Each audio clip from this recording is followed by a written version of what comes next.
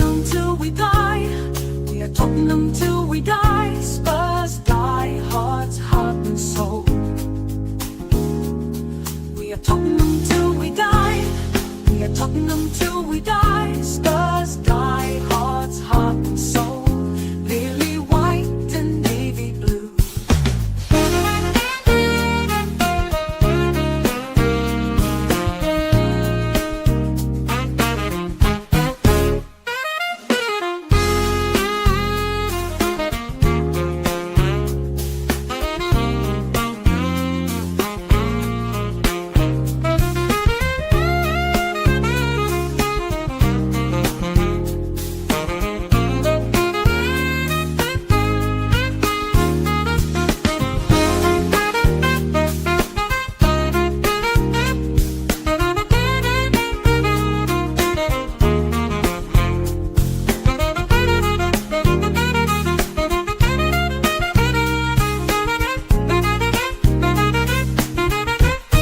We are Tottenham till we die.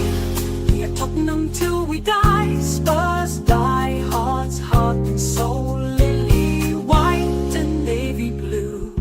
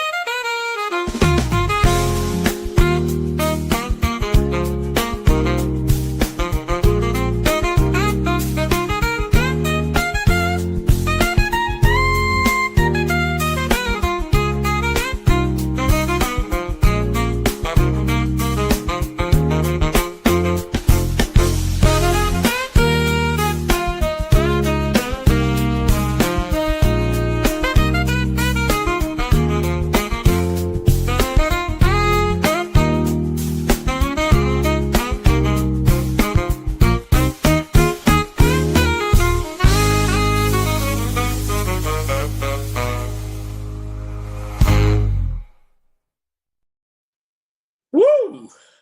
Good evening. Who doesn't like some tact on a Sunday night?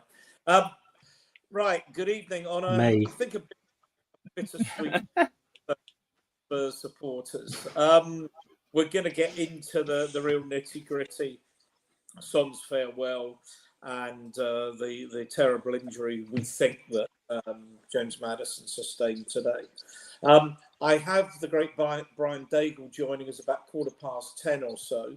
But we will kick it off. If I can introduce your, that will be soon. Yeah, he's obviously listening in, Brian, messaging me. Great panel tonight. Callum Stubb, good evening, Cal. How are you? Yeah, no, it's been nice to have some football back this week. Can you hear me, mate? Yeah, I can hear you good. Can you hear me? Yeah. Yeah. I can hear you. Yeah, no, it's been good to have some football this week. So really positive.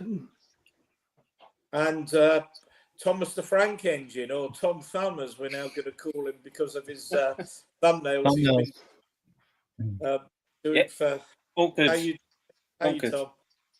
Yeah, all good. Fine, all good, all dandy. Interesting day.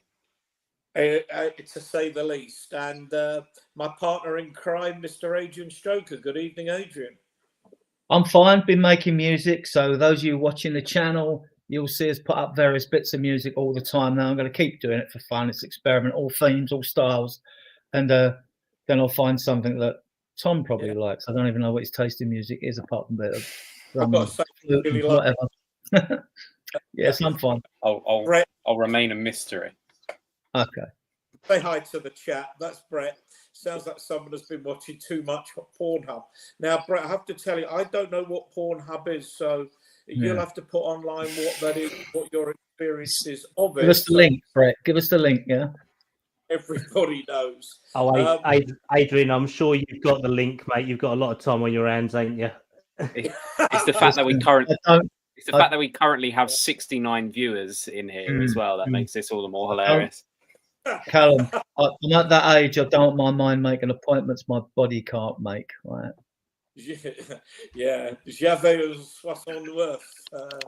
Yeah, Kevin. Good evening, Kevin, and Jose, my friend. I think back in the UK. Right. Hi, Jose. Spotlight on Spurs. Big up, guys. Yep. Good evening. Hill Street Blues. Yeah, well, there you go. Hill Street Blues on Pornhub. I don't know. Sax at 10 p.m. Well, you won't get any of that on this station, I promise you. But Blaine, good evening, Blaine. Another one of our partners in crime and big supporter of the channel. Thanks, Blaine.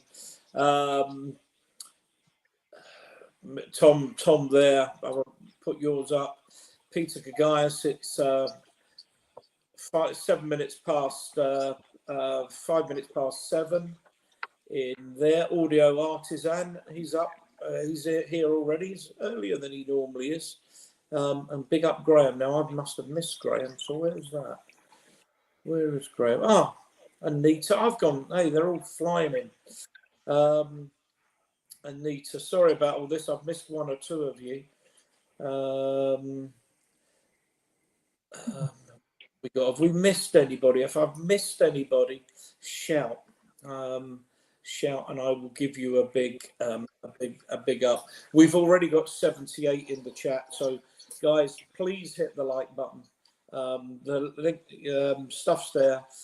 If you hit the like button, hit the subscribe button, press the notification button, that would be a huge help to the channel. We are going to start with one man and one man alone. We've got a thumbnail as well for this. Can we put that? Adrian, do you want to get that thumbnail up for me? Can you do that? Or can Tom do it? There we go. There we go. Heung-min Son, the man of the time. I'll go through a couple of the things he said, and then I'll go through some things with you boys in the chat and you boys on the panel, and then you people in the chat can give your tuppence worth, because I think everybody wants to hear what you guys are thinking. A paraphrase rather than a direct quote. I just want to share the information. This obviously comes from yesterday's press conference, or was it Friday's press conference, that I've decided to leave this club this summer. Respectfully, this club is helping me to make that decision. It was the most difficult decision I've made in my career. I have spent 10 years at Tottenham. The main reason I have achieved everything I can at Tottenham, I need a fresh challenge. I think the other thing is, I think it was such an accurate comment. I came here 10 years ago as a boy, and I leave here as a man. So, I mean, I think he got the most wonderful send off today. I was on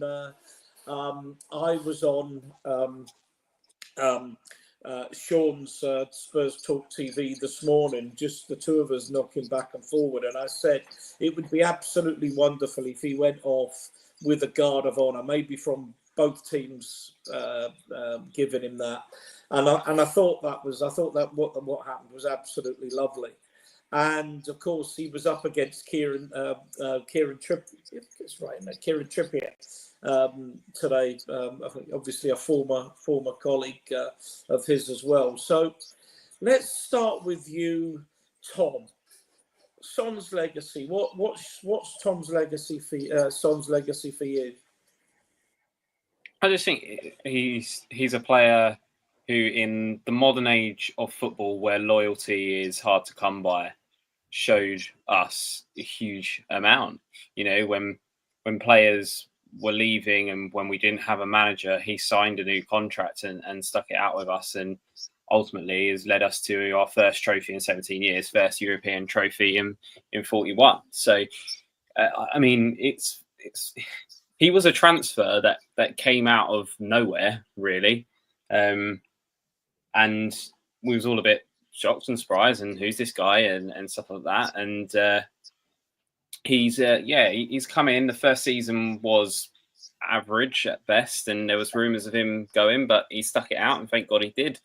But yeah, I think he definitely goes down as one of our greatest players of all time. Like, definitely one of our greatest Premier League era players of all time.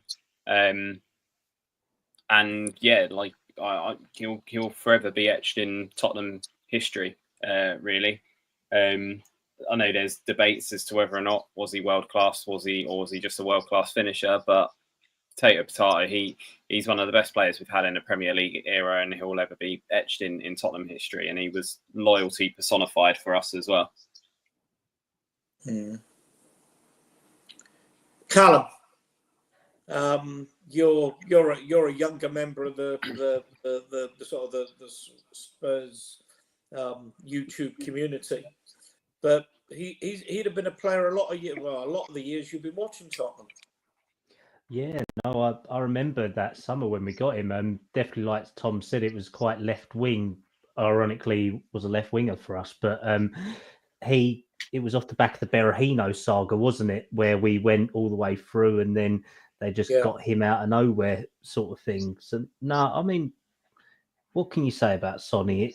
He's got to go down as one of our greatest players in the modern era at the moment. I mean, he's no Hoddle, he's no Greaves, he's no Perryman, but for modern Spurs fans like myself who have watched him for 10 plus years, it's someone we've all grown up with, if you get what I mean. So it's got a nice sentimentality to it, and I definitely think he's got a legacy here, and he never sold us out or anything like that. He stuck with us. And if you remember that time when we was going through the turbulent Nuno times, he actually signed a new deal with us as well. He was one of the only players in our squad to ever sign 2 deals, sort of thing, in recent history. So no, it's a nice feeling.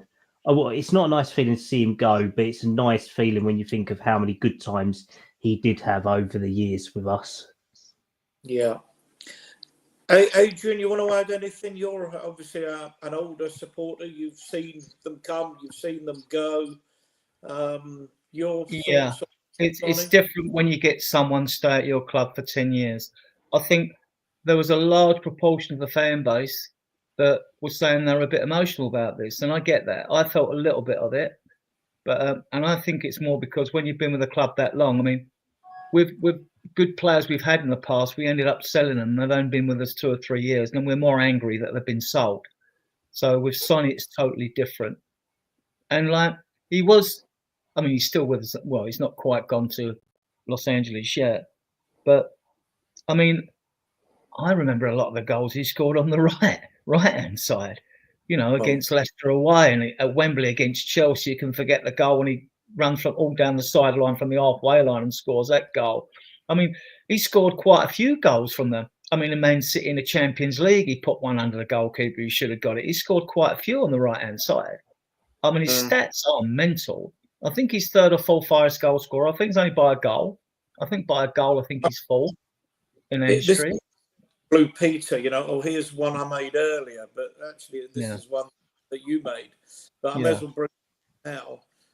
His career stats, Adrian, which is not just Spurs, but I mean, obviously the vast bulk of this has been at Tottenham. 652 career appearances, 238 goals, and 115 assists, which is that's more than a goal or assist every 2 games, which is a great record in any. Yeah, and under 180 goals in the Premier League, about 170 odd. I think it's mid or late 70s, right? In the Premier League, and most of the assists. I mean, him and Kane set up the most assists and goals scored as a partnership ever in the Premier League. Yeah. I mean, and his assists take some beating, I'll tell you, to have that amount of assists. For someone who's reputedly never crosses a ball, he's got all them assists, right? I mean, they won't be from crosses, but it shows you don't have to cross the ball to assist, Yeah. But, yeah. 117 of you now, so thanks very much for being here. One of the things we pride ourselves on is having up-to-date transfer information. But I have to tell you, and stuff that's coming up on my phone, even from Cal, is that this is a very fast-moving feast with things that we're doing. We will get to it. We'll give you the absolute latest. Some of it's quite exciting, and one of your contacts as well is going on teasing, but wow, this is going to be a big week. Well, we've heard it, but I think he's kicking some people's teeth in as well. I think some of them are not going down well. Let's put it that way. The element, but the bottom line is that there are a couple of ITKs who are right a lot more than they're wrong. So Himmoth is one, and Rudolph Pat Bateman's another. I think that might be you in disguise, but that's another story. Let me come on to the chat, because there's a lot of chat, and I no doubt you've got a lot of your own memories and thoughts, which I'd like to keep you very much a participative show. Got that word out, thankfully. Hi guys, just here. Big country Chris. I don't know if that's Stuart Adamson reference or something else, but just subbed. Thank you very much, my friend. Peter obviously had a lot of late night sacks last night because he's gifted 5 Spurs Diehards TTID memberships. Peter, can't thank you enough, my friend. Cannot thank you enough. God bless you, Sonny. I think Adrian must have posted that because I didn't. So it was me. Yeah.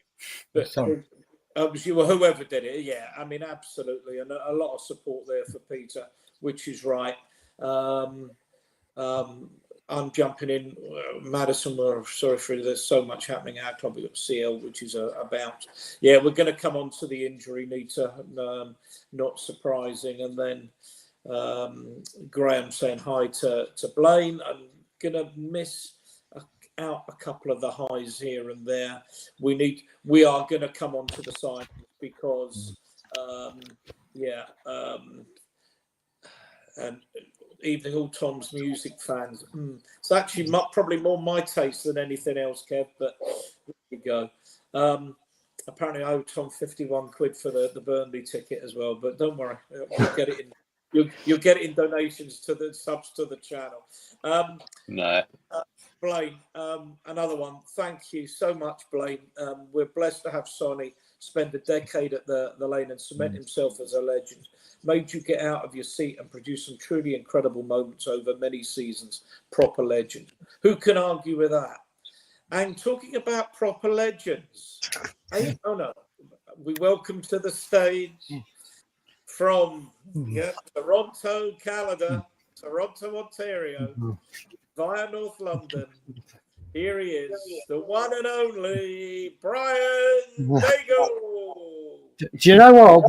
With an entrance like that, I need to go out, come back in, and be on every week. That was wonderful.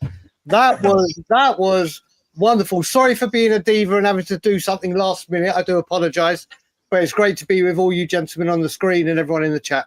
Thanks for having me. Pleasure. How comes Brian gets that entrance and me and Tom get left out every single week? You introduce Adrian like it and Brian, but us two, we just feel like spare pieces now.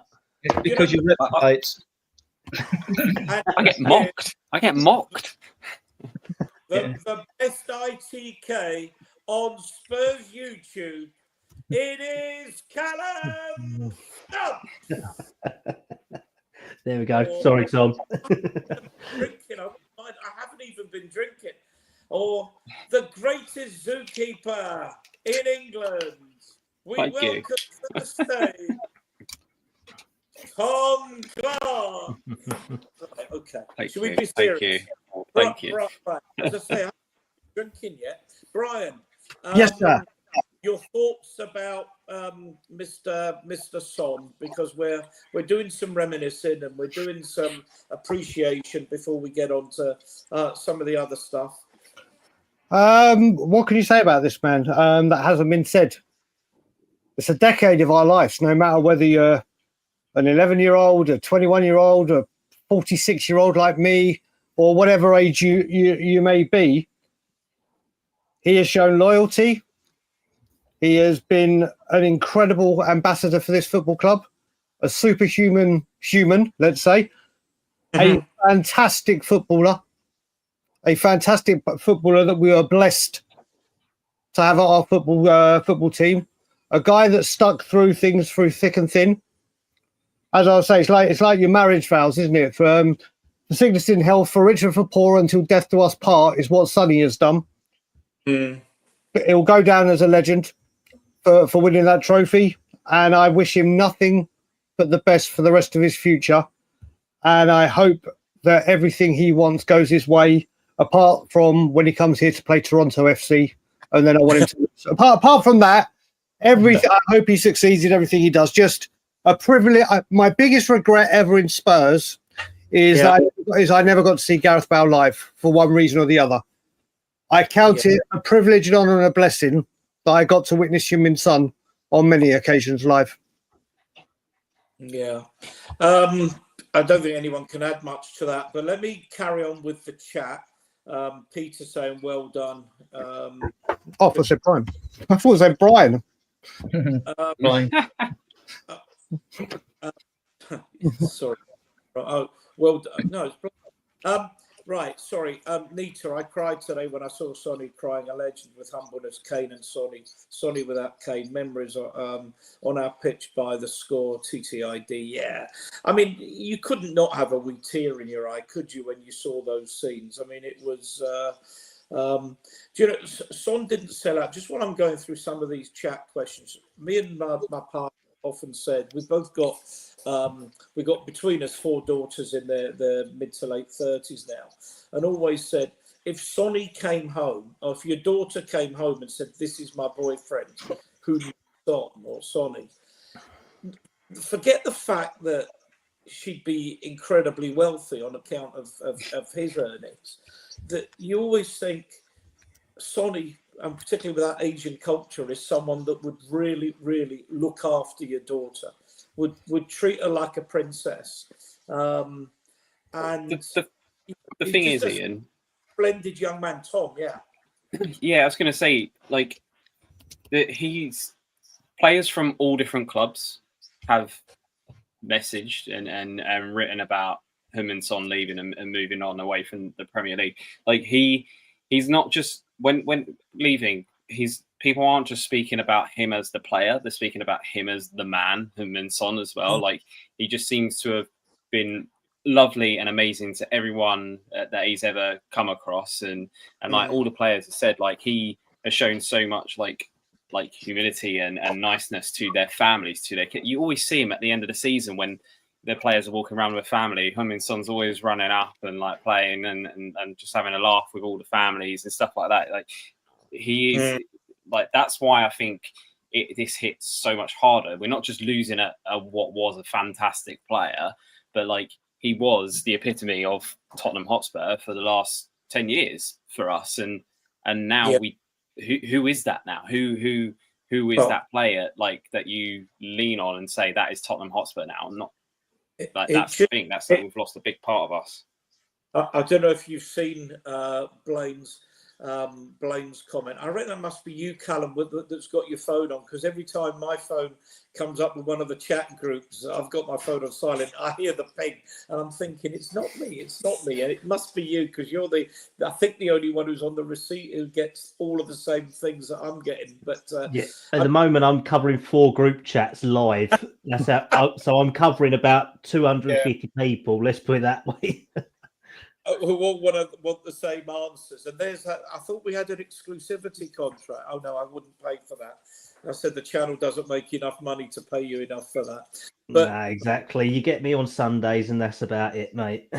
Yeah, no, that'll do us.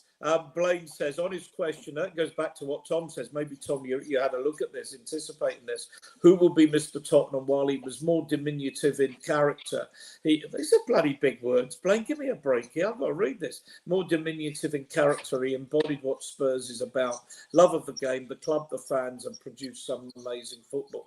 Who can add to that? I mean, I can't add to that. I think every word of that He's 100% right. And I think someone, as ever, always steps up, though, Blaine. I mean, someone somewhere will step up. It could be Cristiano Romero. It could be Kudos. It could be a player that we sign tomorrow or Tuesday. I mean, absolutely. Callum, question for you from Brett. No, I bought them online. Yeah. It does come with a headset as well. I do look like air traffic control at Stansted half the time. Yeah. Nita says, sorry, didn't sell out, nor did Harry Kane. Kane man up, so has Sonny. No disrespect. Kane and Sonny had the Premiership in shock. So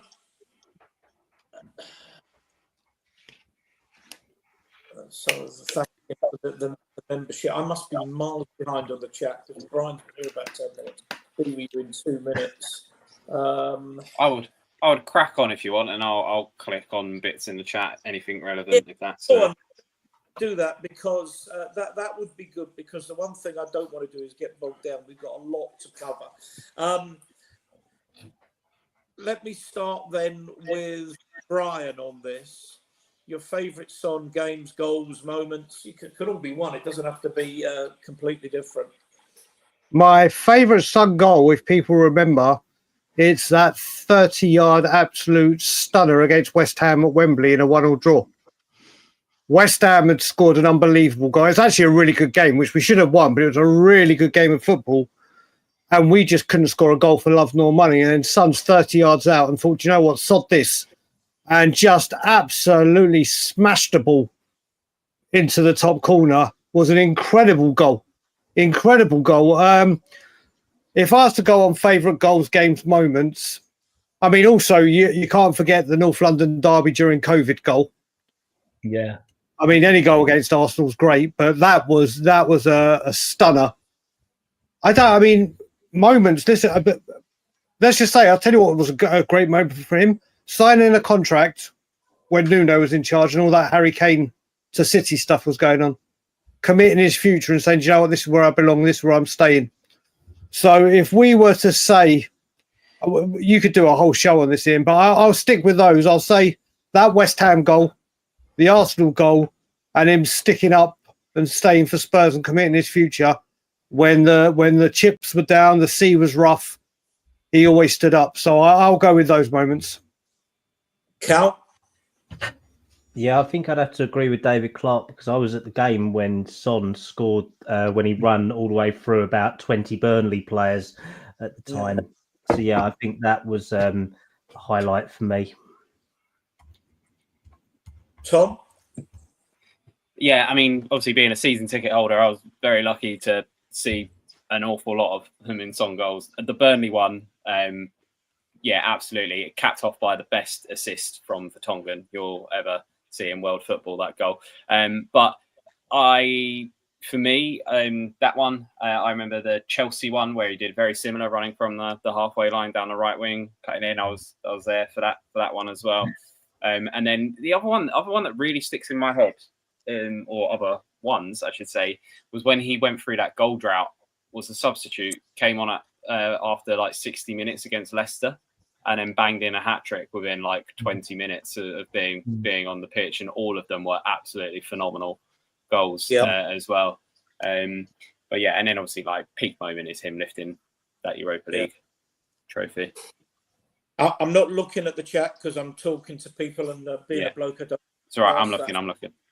Yeah, no, if you're monitoring it, because people, I know I've got 25 unread messages for me here, but if you've got a favourite goal, a favourite goal or a favourite Sonny moment, please post it. We can go over them, and even let Tom go through once Adrian and I have had our say. But Adrian, your favourite Sonny moment, or goal, or?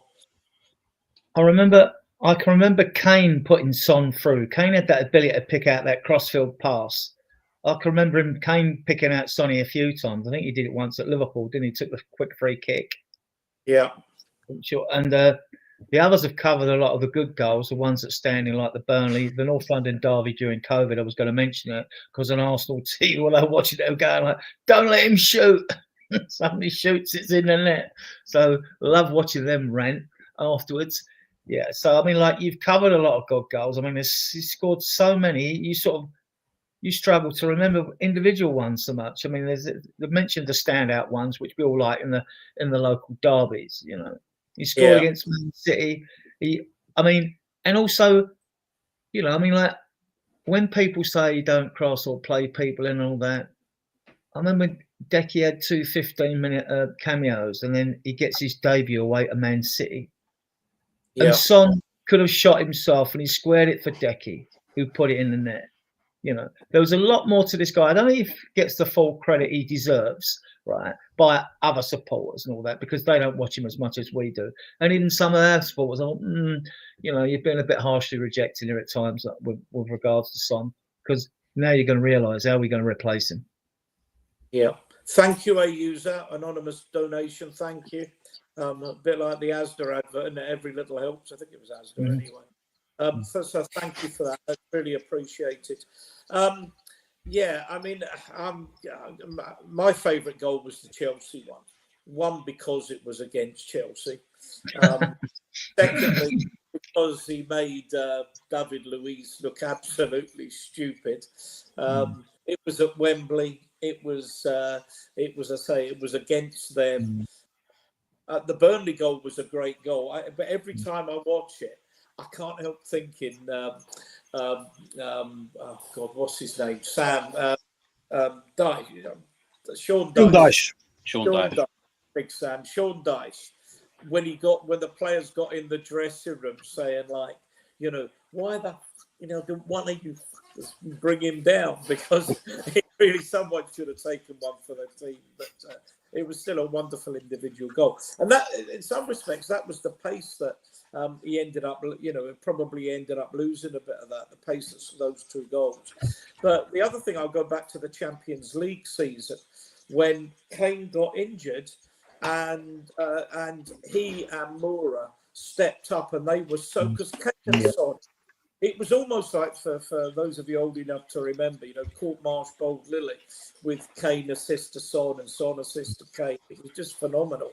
But Sonny stepped up. That game at Manchester City where Son and Moura were, I mean, I know it was like 2-2 after about 15, 20 minutes, but Son and Moura were just ripping a very, very good back four apart. So, yeah, anyway, I've got 45 unread messages, so I don't know if we want to go through them, Tom, or you want to take up before we go on to the sadness. No, I've just been clicking on it. So, yeah, it's just people have been just uploading their favourite Son goals, basically. And basically most of the ones that we mentioned. And then, yeah, the one someone mentioned about when we beat City at home 1-0 in the Champions League quarter-final as well. That one where he sort of rescued it from going out and cut back. So, yeah, just people full of... Oh, one more. I want to put this in because it shows what the man is. Away to Villa, broke his arm, got the last-minute winner at Villa. I thought, well, that says a lot about him. He's playing with a fractured arm. Yeah. I'll say one other thing as well. I'm glad he's left when he's left. Sometimes, you know, sometimes people don't know when it's time to leave the stage, and they can sully their reputation. He's gone out absolutely at the right time. Before, you know, I think he must have felt there was some sort of diminution in his game, and I think it's absolutely right that he goes. I think Los Angeles will suit him. Los Angeles has got apparently a Korean population of around 350,000. Someone also pointed out to me that it's got the widest Southern California area has got a Korean population of 600,000. He will be so at home there, so well. And they'll make whatever it costs them in wages and in salary. On wages and transfer fee rather, on shirt sales and merchandising, and good luck to him and good luck to them. I hope his agents get a good deal for him. Yeah. We've hit the 200 mark of people watching, which is really great to get it this early in the evening. We usually get there and more, but we've been up at 200 really early in the show. Well, Adrian hasn't said much yet, so he hasn't scared people off. So we're doing all right at the moment. Callum Yeah, making it's his all last about the thumbnail. Callum making his last appearance on Spurs Diehards. I don't think Ian will allow it. I honestly don't Now- think he will. Now, If Ian, I could, I don't know. Yes. I don't know what we're moving on to next, but there was this comment that's been put in about why did he have to bring Maddison on the pitch? Don't know. That's a nice segue for what your next. the next subject is that. So do you want to bring that? Do you want to bring that thing up? Yeah. I think. Bring that quote up by Jamie. The thumbnail, Jamie. That one, yeah. Good evening, welcome to the show. Why did he have to bring Maddison on? Well, funnily enough, and I did Spurs talk show this morning, and one of the things we were talking about is maybe Maddison getting 25, 30 minutes today. He didn't end up getting that, and maybe a whole half or 60 minutes against Bayern, and then be ready for the game against PSG. Look, this is one of those injuries. I've got to put my bet in. I'll bring everybody else in. That it wasn't as if there was any contact. I mean, the physio. We've had enough problems with injuries and our medical people, but this is one of those ones where you can't say, he wasn't ready or whatever. The physios must have given him the all clear. He's been out a while. I just think it's one of those terrible things, and we seem to be, as a club, absolutely cursed. I mean, I tell you, if I was chief executive, the first thing I would do was have an exorcism, because I know people will think I'm absolutely mad, but it's one of those things. It wouldn't do any damage. It seriously wouldn't do any damage. But maybe someone's put a bloody curse on us, because every time we seem to go, it's one step forward, two steps back the whole time. But I'm not putting any blame on anybody. But Maddison needed to get minutes in his legs as well. We're going to talk about the 10, because, Adrian, let me bring you in first then, because I don't like you getting too lonely out there.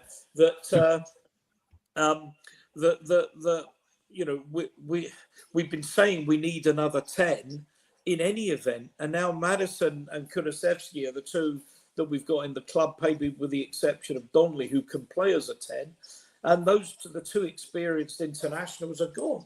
So we are desperate for a 10 now. Yeah, there's others that can play there. Odebert's been tried there. I would like to see Jamie Donnelly given a game against Bayern, see how he does. Obviously, PSG will probably go. He won't get a chance against PSG. It's a cup competition. It's a cup we can win. I'd like to see Jamie Donnelly given a game against Bayern. I was expecting signings this week, because then it only gives us a week before the season starts, even though the transfer window goes to the 1st of September. There's another 2 weeks into the season, so we're in line with Europe. But you could play Odebert there. I mean, Donnelly could be given a game there. Kudos can play. Sorry? Kudos can play there. Kudos said he wanted to play through the middle, part of him coming, so he may get a chance through the middle. But they don't offer us what Maddison offers. See, you can play him there, and they're skillful enough to play and put the odd incisive pass. But Maddison on the half term, spraying balls over distance. None of other players can do that. They can't do that. They can be effective there, but none of them can do that. That's the thing. So we could look for a 10. I hope we are in for Xavi Simons. I mean, I would really like to take him. He can do that job there. He would give us energy. I don't know. I mean, like, Callum will know more for after others. You had all the rumours. Yeah, so there's so many rumours out there still. They're not going to go away, are they? And I just think, give Donnelly a go there. Why not? Or then you try and experiment. But if you get Kudus or he does well, he want to stay there.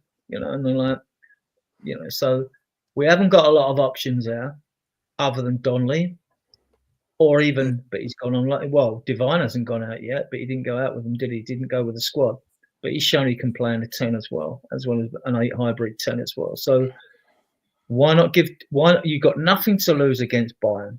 We've had a good pre-season so far. The games, we haven't lost the game.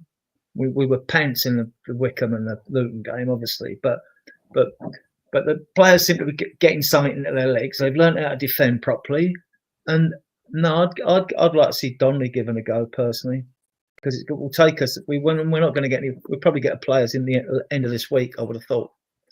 Yeah, Brian. Yeah, but I mean, first of all, so with this injury, I am completely with you in.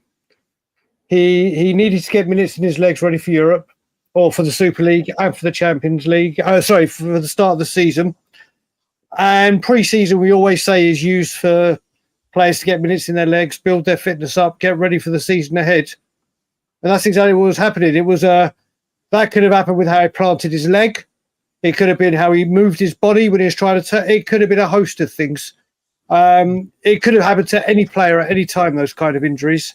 And it's just a shame that it's happened to a player where we're light already, where we've got Kulu out for the foreseeable. Yes, Kudus can go there, but what I don't like that we do at Tottenham Hotspur, we've bought Kudus to play on the right. We bought him to play as a right winger because we've been missing out and had no strength on that right-hand side to offer what he offers. And now it's like, well, maybe we can place him there and then so the injury is a freak. Maddison does pick up injuries. It is just a real big shame that it's happened today of all days or any day, but you could see from the second it happened there was a big problem. Yeah, absolutely. You could see it. And then Frank confirmed it's the same knee that was injured last season. I think we've got to look at it that he's not going to be available till minimum 2026. Mm-hmm. And now Spurs have to bring in I mean, Adrian was saying Donnelly's going out on loan to a championship team. We can't just throw Donnelly in and say, there you go, off you go with teams like Bayern Munich and Paris Saint-Germain. We need quality. We need help there. And I feel really, really, really bad for Maddison because he was just coming back to fitness. And that is a huge injury, especially the World Cup year as well, where he could try to play his way into England. But I don't blame him or anyone at Tottenham at all for that injury. It was a freak. Tom, I'll bring you in a minute, Adrian. Sorry. Tom, my worry about this injury is it's career-threatening, career-ending. I mean, I left Blaine's comment up there for 6 to 9 months. But if it's the ACL, which we fear it might be, us amateurs, but we fear it might be, and it's the same knee as he's done before, at best it will be left with a congenital weakness, and at worst it's never going to be strong enough for him to play professional football again. It's such a difficult one with knee injuries and stuff like that. The fact that it's the same knee, not the same injury seemingly, but the same knee is a problem. There was clearly weakness there when coming back, which is very, very common with these knee injuries. Or any injury really, if you injure a part of your body, then another part of it starts to compensate for the fact that part's injured. So even if it's feeling better, actually you're working another part of the ligament, another part of the tendon, whatever it might be, a lot harder to be able to cope with it. And it just seems like it was too much too soon. But you can only go on medical advice. And as anyone said, okay, he's done that on the pitch, but he could have done that in training. He could have done that walking. He could have done that just running. It's just one of those freak an And I think the only thing that makes me think, I don't think he's done, but he is 28, turning 29. He's an older player. He's 29. Had quite a lot of injuries through his career. So the one thing you could say is that he's not racked up huge amounts of minutes, but he's still picking up the injuries. I think a lot depends what kind of player he is when he comes back. Does he turn more into a Pirlo type player where he tries to just sit and conduct and not get too thing? But that's very different to what his game is now, because his game now is picking up the pockets, dropping deep and spreading past, but then he's also a player that likes to try and run in behind and stuff as well, which, you know, was crucial for us getting to the final of the Europa League last year, was him making those runs in behind. So it's a difficult one. I feel for him because actually I was really, really excited to see Maddison play under Thomas Frank in Frank's system where he plays a true sort of number 10. I was really, really excited to see how he would thrive in that position, and unfortunately, we're probably not gonna.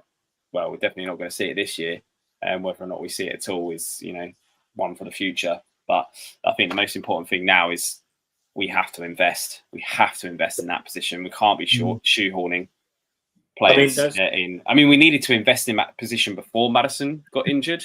Like, we have to invest in quality, not a stopgap. We need to invest in a player that Maddison's going to have to work really, really hard to get back in the team ahead of if he wants to get in ahead of him. You know, we've saved money now. I know this is changing stuff, but we've saved money on a loan deal for Palhinha. We've saved money on other positions. You know, we haven't spent an extortionate amount. There's 60 million sitting there that we bid for Morgan Gibbs-White. You know, there is the money there that we need to spend.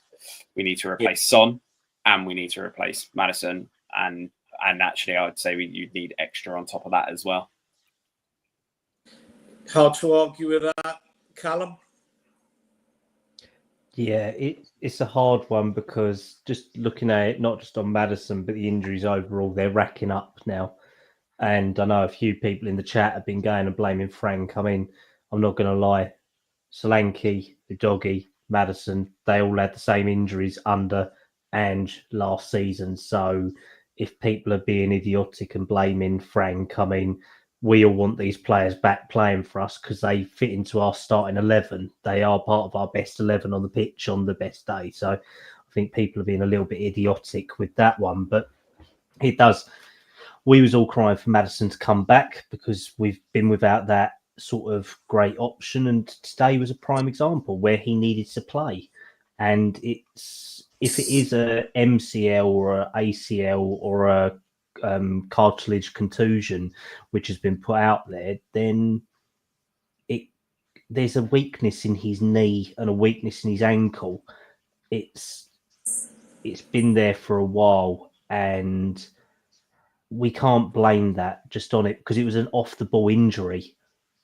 If it was contact injury, then you'd blame the player who did it to him. It could have been Joe Linton because he was deciding to knock everyone's head in during this game. For every Spurs player, that at least 3 of them got elbows in the face, but no one touched Maddison. And for people blaming Frank for putting him on and trying to get him match fit and ready for the start of the season of what we've all been calling for, it's just a silly argument. I mean, the blaming on the Frank. No, exactly. I mean, we can blame the medical team if we want to, but if Maddison's been training for the last 4 weeks, then so the Sonny, obviously, maybe we're just unlucky. That's what I'm hinting at. We're just unlucky. Adrian, before I bring you in, because I know you've been itching to get in. Over 230 of you now in the chat. If you're watching on YouTube, please hit the like button. Please hit the subscribe button. And please hit the alert button so you know, because we do a lot of shorts, and I think with everything that's going on, we might be doing a fair number of quick transfer shorts this week. I touch wood, we do. If you're watching on X.com or another forum, please go to YouTube and just look at. You don't have to do it while you're online. While we're online, although you can. Spurs Diehards TTID. And there's a like button, there's a subscribe button, and there's an alert button. And as I say, you don't have to be. We don't have to be live streaming for you to do that. So please do that. You can pick up this show at any time. And of course, if you're watching this on playback, as I know a lot of you do, because we see the numbers that go up through the night, then again, please hit the like, subscribe, and alert button. I don't know when I'm going to read all these messages, Cal, that keep coming in. But Adrian, I know you've been champing at the bit to get on and say your bit. So please. Well, I was just wondering what the panel, who they think we could bring in, because Maddison's a unique player. I'm glad it wasn't a contact injury. You know, I mean, like, and I don't know if he took any tackles earlier on. He wasn't on long enough, so I didn't really notice anything like that. Right. But I'm wondering, I mean, who we can bring in that's that sort of type of ball player. I mean, Well, we're going to talk about some players soon because I think there's a few, and I think going to be. I mean, Paqueta's non-person non grata at West Ham at the moment, although I do question his temperament. But he is a playmaker. I don't really know that many playmakers out there, and they're at a premium. It's like strikers, really, the real good ones, you know. So, I mean, perhaps we could sell Basuma back to West Ham and go and work with his old boss he was with at Brighton, and do something along those lines. Because I think West Ham they want to get rid of Paqueta. That's what I've heard. But whether we think he's good enough, that's the thing. I don't know what his stats are for the season. Last season would be pretty poor because we were poor as well. Yeah, Brett, we're going to come on to this. I think that if you're into the Harry chat, I don't know if you're in that or the Spurs Diehards chat. Callum's posted an article about this, and I've seen this on Twitter or on X. That Fabrizio Romano is very rarely wrong. Says apart from the "here we go" for Morgan's Gibbs White, that was the only thing he's got wrong in the last 25 Is that Enzo Millet? Is that Enzo Millet? Enzo Millet. Make breaking news at Fabrizio Romano.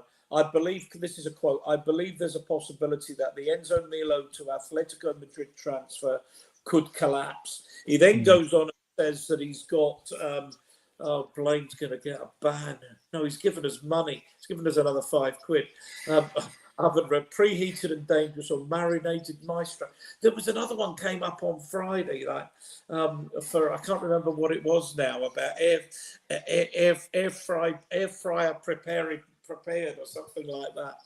Yeah, thanks for the donation. It's so appreciated.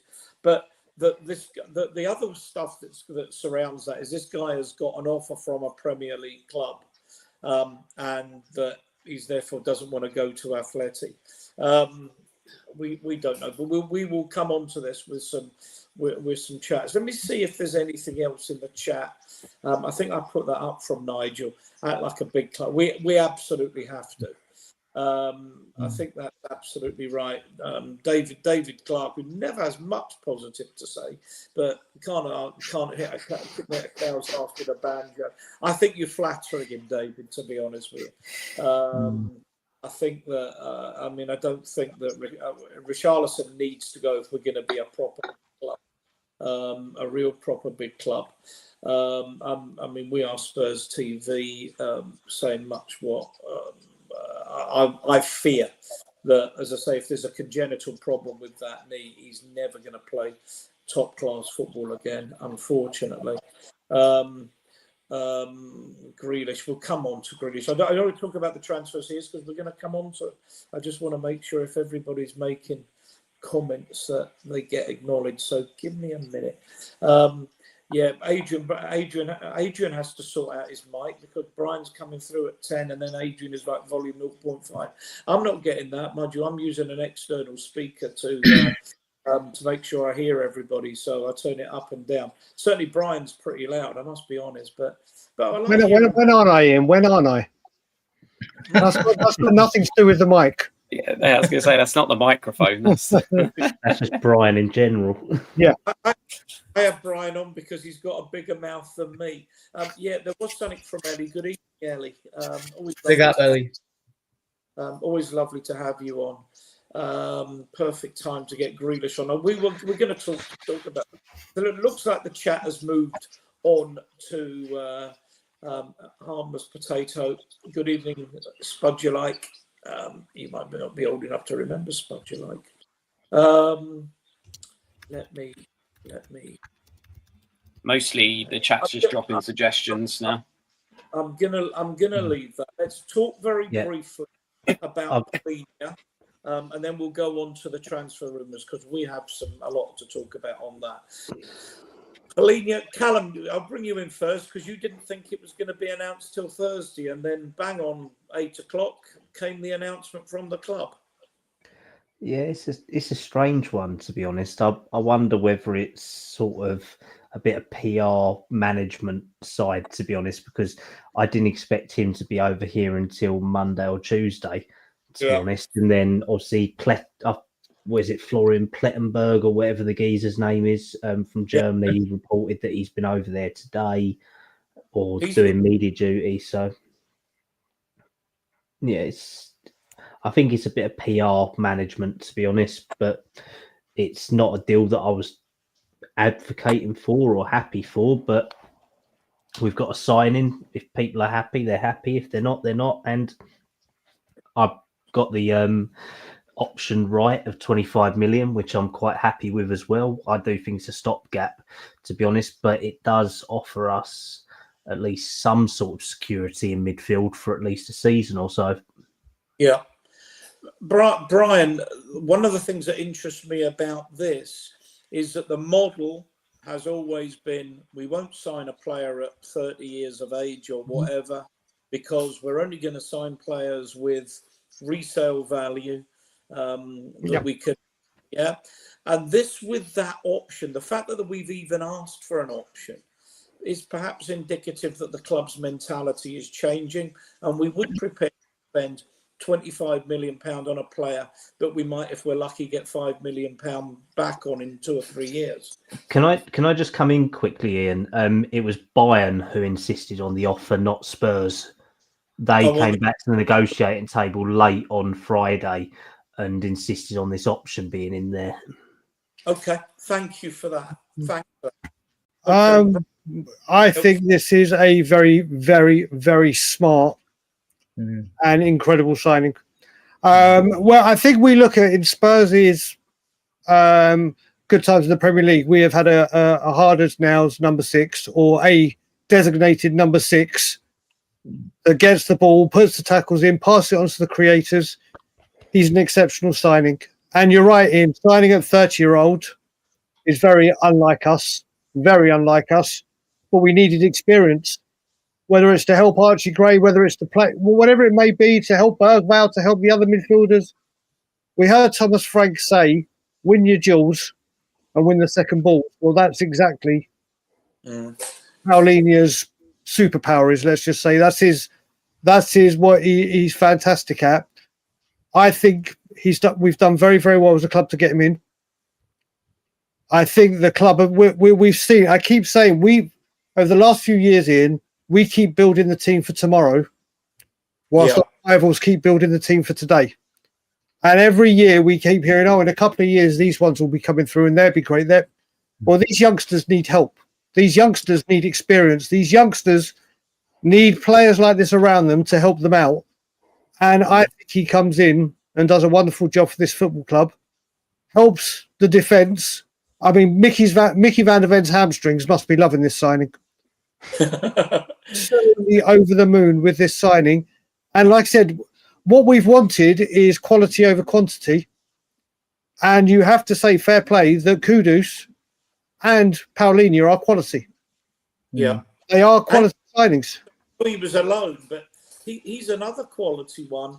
And Vuskovic has come in, and another one that looks like I know he's only 18. I don't expect him to be a starting centre half, but he's another one that looks to have a very high ceiling.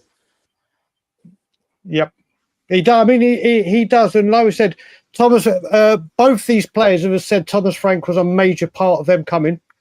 Yeah, and selling the project. And this is the thing: we've had so many managers before him that have needed certain players in certain positions, and you've seen it, and we've had scattergun transfers where we've signed players that are like, why have you bought a player in that position when we're actually targeting the right areas that need addressing. So I think well done Tottenham, well done Frank on these 2 first teamers that they brought in.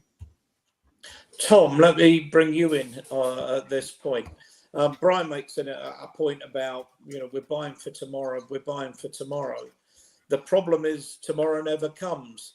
And this is very much a signing for today. In fact, he's not a signing for tomorrow. He's a signing for today. Correct. Yeah, 100%. for a long time, I was going, you know, with Thomas Frank, we need midfielders who are good on the ball and we're desperate for a deep line playmaker who can progress the ball through the lines. And I still think we are desperate for that. But actually, what Palhinha gives us is something we don't have, and that's an elite ball winner, someone who will, you know, that stat that's been getting banded around, where in these last 2 seasons at Fulham, he made over 300 tackles in the Premier League. The next highest was over 109 or 110 tackles less than that. So, and I think that was Moises Caicedo, who was the next amount at about 180 something. So he's just an absolutely phenomenal ball winner, and what he gives you is options. He gives you something. I think today really highlighted our need for a person who can actually win the battles in midfield. You know, especially with a player like Joe Linton, who we all know is going to try and rough and tumble and elbows and all of that. Palhinha wouldn't have any of that. He'd be crunched before you know it. And the other thing with that, not only is he a player that takes our first 11 up a notch against the really, really big teams. He might not be a player that you necessarily want or need to have in there against your lesser teams, where you know you're going to have more of the ball. But that's what he gives you now. He gives you options to be able to do things, and he is top quality. There's a reason why Bayern wanted him in the first place. Okay, it hasn't quite worked out for him there, but you know he has that quality, and like I said, he gives you options. He gives you something that we don't have, and you know, again, in those big Champions League nights, he's going to be absolutely crucial for us, I think, to be honest with you. And he's going to allow other players to be able to flourish as well. He's intelligent enough that if Romero decides to go marauding forward with the ball, he will drop back into that defence and clear it up. And the other thing that Palhinha really, really gives us, which is really, really important under Thomas Frank as well, is aerial ability. He is fantastic in the air. He's scored numerous headers for Fulham, and he's very good defensively with those headers as well. And actually, if you look at our midfield options. No worries. If you look at our midfield options, all of our centre midfielders, none of them are really that big. They're not units. We don't have that height. And actually, we've gone from a, you know, Pochettino team where everyone was over sort of 6 foot and aerially strong, and we used to, you know, bully teams to now being quite small and you know, not quite so physical. That actually getting that physicality back with a player like him is really, really important. Adrian? Fantastic signing. If we get the Fulham Palhinha back, we've got one hell of a player on our hands. And I've seen him, and I pass videos about him, because what I do this, and it's optional whether people want to watch the videos when I send them out to different groups and I do this because you hear things that just like stick in your craw, like, oh, the guy can't pass the ball. Really? He doesn't have progressive carries, but he doesn't need to have progressive carries because he passes the ball. He'll chip in with goals. His tackling in the 23-24 season, I think, there was no one even near him. He just seems to be able to time his tackles perfectly. You know, I mean, I don't know how many free kicks he might give away in a game, if any, but he's a fantastic signing. I mean, he can't play every game, obviously. We've got a minimum of like 48 games. We're progressing the cups, a bit more. So, and I'm not worried about his age either, because in his position, he can sit. It's not like he's been brought in as a box-to-box 8. He does get forward, though, and he chips in with goals. He's a fantastic signing. And like, to those questioning his age, we could have gone for younger. We could have gone for Douglas Luiz. We could have gone for Jashari. We could have gone for a lot of other players. But they wanted Palhinha for a reason, and we've got it, and I'm thrilled. I think these 2 signings we brought in, as Brian alluded to, they are quality signings. Even just bringing those 2 in, it's probably our best winter under Levy, believe it or not. We didn't know what we were going to get with Bentancur and Kulu, right? We didn't know when we brought them in, but we knew what we were going to get with these 2. We know what Kudus brings. We know what Palhinha. No, I'm pleased, and I'm so pleased we got him. Yeah. Okay. Callum is had to disappear. He did say he would come back. But look, before he comes back, because Callum's got a better inside track than I have, albeit there is so much stuff developing. But let's talk about now with the positions that we think we want filled. Adrian produced this earlier. Would it be fair, Tom, to say that the most important position at the moment now is that attacking midfield player? And Callum's back. Welcome back. Given the injury to Maddison, does that AM position become the top priority in the next couple of days? I think, yeah, a creative attacking player was probably our top priority even before Maddison got injured, to be honest with you. Whether they go for one who is, specifically just an AM, an attacking midfielder, or whether they go for one that can, cover multiple positions across that front line. We need more creativity in this team, and I think that's something that Spurs clearly have identified, because they tried to get Morgan Gibbs-White in through the door, who is that kind of attacking midfielder kind of position, whether it was opportunistic or not. That was a player that they were looking to get in. So we have to get one of those in now. And yeah, I would go for a specific central attacking midfielder, but I would also then be looking at maybe as an addition to that, a wide player that can, cover that position if needed and stuff as well. But it depends.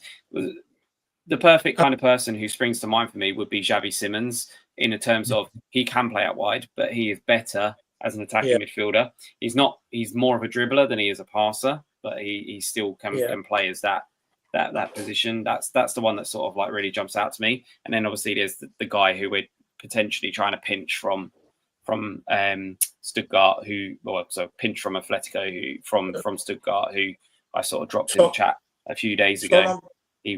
Tom, I'm going to cover some specific names in a few minutes. But if you were to put those positions in order of priority for you, it's a bit like Who Wants to Be a Millionaire, A, B, C, D, or what order? What would your batting order be for the priority of positions we need to fill? So from those four positions, I would put attacking midfield, left wing, striker, left back. There's actually a part of me that thinks we would be better off signing a right back instead of a left back, because I'm actually very happy with Jed Spence as the left back option. And not only that, the reason why is because Jed Spence is clearly very, very good on a 1v1 situation defending. But what he also gives you is when you're playing against players like Saka and players against Salah who want to cut in on their left foot, having a left back who is right-footed, who is happy to cut in that way as well and make a challenge, is absolutely crucial. So I would actually almost be looking more at, do we need a right back rather than do we need a left back? Right, Brian, in terms of, we're going to talk some very specific names in a few minutes, but that batting order, where do you think the priorities are now? Exactly the same as just what was said. I think before going into this game, obviously with Destiny's news, maybe a left back or right back would have been a priority. But the thing that Spurs are going to have to learn to do now is pivot, move and address situations. They may have been further down the line with a person in position A. They need to sit back and readjust. They need to readjust, reevaluate, because we still haven't spoken about where it's all well and good speaking about players to fill. We got to get players out the door. And if it's at all possible, we're even worse getting them out than we are getting them in with value or anything. So we can keep saying these players are coming in, but players have got to go. They've just got to go. We were told with the manager that there was going to be a load of all players want to stay that apparently wanted to leave. Players that didn't want to come now want to come. Players want to commit their future like Romero. Now we just have to see what happens. They've got a. It's just a shame that we're leaving this so late again in, because all this could have been addressed and dealt with by the club in itself. But like I said, batting order, definitely the same. Attacking midfielder, left winger, striker, and then left back, unless a Richarlison goes out, let's just say this week, for example, then you move striker instead of left winger. But when we get to the specific names, I'll drop someone's name, which we'll probably speak about anyway. And we'll discuss that. But yeah, I think I completely agree that we do need to go in the same order. Adrian? Yeah, I'm agreeing with that order. I think maybe I mean, I would like to get 2 midfielders in. I mean, we were pants last season in midfield. If you take a 25-man squad, 22 players gives you 2 in each position. The 23rd one's the third goalkeeper. That gives you 2 other positions. We all know most games are won and lost in midfield. And we've got 4 competitions, tough competitions. I'd rather have 8 midfielders and let them fight amongst themselves for positions. Mind you, the ones we've got have performed quite well pre-season. What I've seen today, I was very pleased with what I see today. But yeah, so I would go for 2 midfielders, an attacking midfielder, and if we can get a creative one in, I'd have to go back. It's been a while since I looked at Paqueta before he went to West Ham. I think he's got a bit of a temperament issue though, but I mean, I'm not sure. I'm not going to swear on it. I'd want 2 of them. Striker issue, it doesn't look like Richarlison's going to shift because he wants World Cup, but you can make it uncomfortable for him because you can say you're not getting much game time. We'll leave you out of the Champions League squad and we're bringing a striker in. So if we brought a striker in, straight away Scarlett and Lancashire go on loan. So I'm sure you'll cover that as well. Back to you, Ian. Yeah, Callum, I'll bring that batting order back up if I can find it. I've just lost it a minute. There you go. I mean, I'm the same. I've got to be honest. An attacking midfielder, a left-sided attacker, another striker because we're weak there, and a fullback. I mean, I'm sort of with Tom in terms of. Spence is so comfortable there. We could bring another right-sided defender, and we need one more fullback anyway. That would be to make sure we've got a complement of 4. Any thoughts, Callum, before we move on to specific people? I still think the priority would be, apart from the attack, I think the attacking mid or sort of a versatile person who can play and then 3 behind the striker is the priority. So they probably want to get a left wing and a left mid in as priority. I'd say that left back is then 3rd for me. Striker, I think, is the least priority for the club at the moment, to be honest, because of the Richie factor. They can't get him to move. He won't go. And if you try and force someone out, it's constructive dismissal.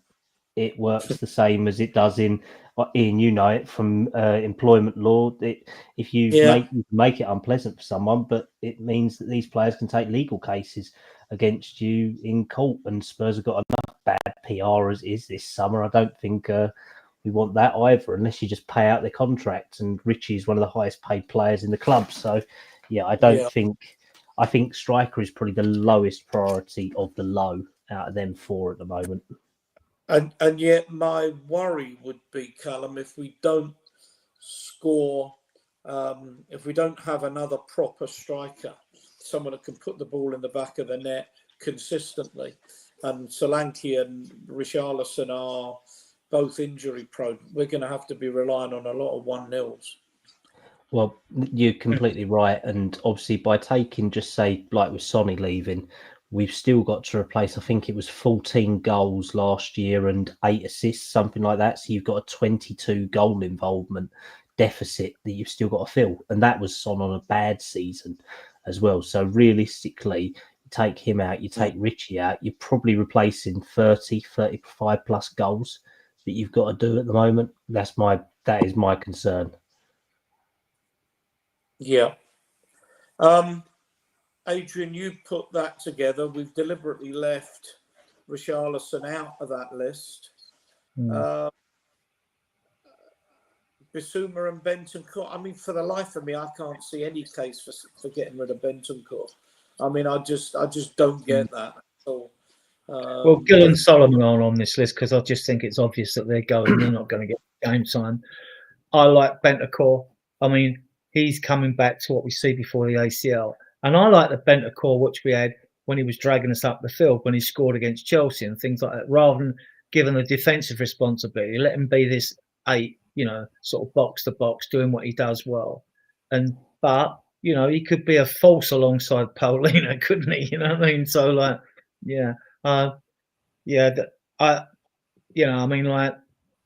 if we got Palhinha in, let's George Abbott away. Donnelly, I'm not so certain he now that Maddison's injury, it might make Frank think twice. I'd understand it if he goes on loan. But we'll see. I don't know what the others think on this, Brian. What do you think? Donnelly will be out this week. Donnelly will be out there. He's not ready for Champions. Listen, he did exceptionally well in League One. Exceptionally well in League One. And he is going to be some player. But he's not ready for the... If we'd been in the Europa League, then maybe it'd been like, you're going to play in the Europa League. He needs to show he can do it in the Championship. I don't think that... I think we even heard it, not Spurs announced it, but it all broke over the last few days whilst they've been out on tour. He is going to a Championship loan. And I believe it's Ipswich. I'm not 100% certain, but there is no... Jamie Donnelly will not be staying at Spurs, but we can't say Maddison out.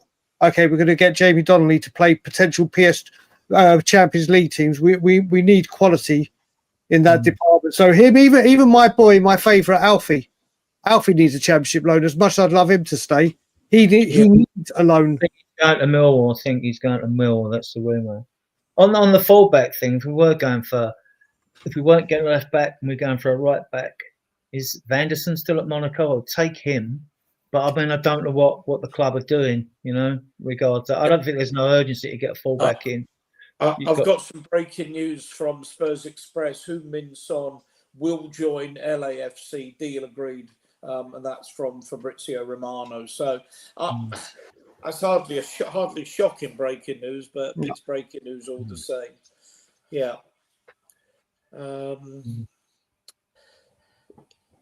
Yeah, right. Anyone else want to come in on possible outgoings? Callum, you might have some information the rest of us don't have on that. On outgoings, still quiet on the Solomon and Brian Hill one, but it was quite interesting hearing Daniel Farker speak yesterday after their game. He said that they've taken the Solomon threat, and I didn't actually know how big it was for them at Leeds. So I wonder whether there might be a push from Leeds on him in the coming weeks. Richie, very quiet. Bissouma looks like the most likely one to go out potentially, and there is strong interest from West Ham. But I think this will be a separate deal to anything linked with Paqueta, because I know I said the other night that we inquired about Paqueta, they inquired about Bissouma, but the figures that they want for Paqueta are 45 to 50. We're looking at Bissouma at about 15 to 20. So it's going to be a very variable deal, to be honest. So definitely one to keep an eye on. But other than that, the sellable assets in the highest valued asset is Richie, who could go. And people aren't prepared to pay the 40 million we want for him. And the other one is Son, obviously. So Son's going to go for between 15 and 20 million quid. So it's going to be about 27, 28 million dollars in the end. Okay. What have you heard about Chelsea and Simons? Because I've heard they've refused to sell to Chelsea for some reason. I don't know what's got back. But then I've also heard that he's taken all his stuff off his club social media platforms. The reason about the Simmons deal slowing, I wouldn't say that it's completely dead with Chelsea, is that Chelsea have to sell some players now to get some money in. And that part of the deal, they agreed a fee with Leipzig, then changed the parameters of the deal. They was trying to offer players. And turns out in the whole of Chelsea squad, there's only one player that Leipzig are actually interested in, some geezer called George, one of their youth players. So that's going to be a whole separate deal. So I believe it has slowed down. So there is a hijack that Spurs are looking to undertake, but I still think it's not like a sort of a 60-40 in our favour. It's 50-50, I would say, if anything, and it's still a sort of a slow burner, to be honest. But if we do get it done, then it does solve at least one issue for us, to be honest. What about Enzo Miller? Enzo Miller, because he. Whoa, Adrian, you're way ahead. Oh, sorry. Whoa. Questions in the chat. Would you take Rasmus Højlund for £30 million? I wouldn't. No. I'd hit him with an oar and leave him in Manchester. Let's put it that way. If they sent a taxi down, I'd pay them more to send the taxi back. There was going back to the outgoings. I mean, one of the things that sort of, and that's come from one of our mutual sources of Rudolph Pat Bateman on X, Callum, is saying, look, it's £200 million plus 100 million of incoming transfer fees. Now, if we're talking about 15 million for Son, 15 million for Bissouma, 15 million for Solomon, well, that's under 50 million. So where is that 100 million coming from? Let's assume that, or did it assume that Bissouma would go for £40 million or thereabouts, and we'd get a few bob for Gill? Callum? What's frozen? Sorry, my internet decided it was going to crash. Yeah, I can hear you now. Yeah. The question I asked you, in case you missed it, was what worries me is that the information that came from Rudolph Pat Bateman, who I know is a sort of a mutual contact of ours. You know him personally, I don't. But in terms of we were going to have 200 million to spend plus whatever we got in outgoings, which was going to be 100 million pounds. Now, what I was saying is, if Sonny's going for around 15 million pounds, Bissouma can go for around 15 million pounds, Solomon's for about 15 million pounds. That's 45 million pounds. It's under 50. If Richarlison isn't going out, and we're struggling to sell Gill, who's I think injured again, then we got nowhere near 100 million pounds to add to the 200 that we're apparently able to spend. Yeah, it is a variable figure. It's based on transfer valuations of the club. So, I mean, realistically, you probably value Son at 20, Biss at 20, Solomon at 20, if you could do it, with then Hill at 8, I'd say, to 10. And Richie's valued at 40 based on how it is, based on contract valuations. And then Davis is valued at about 5. And then if you can get it different, then it all stacks up. But clubs have to buy these players and they have to meet our valuations, and also have to sort of, the figures have to stack up, not just on the upfront fees, but also the add-ons as well. So it is an overall valuation. But that was Spurs' plan. But it's only a plan, and every club has a spreadsheet and a bucket list and everything that they want to do. It's just whether they can do it or not. So I do trust Rudolph, and I believe in his information, and he's been very straight with everyone on there saying that this is what the club aims to do. It's just, it's never always going to happen. And we always say Spurs don't do it. Every club has a plan, and it's just that we get annoyed at our own club, don't we? And we've obviously spent nearer to 60 million for Kudus already. We've spent just under 10 for Takai.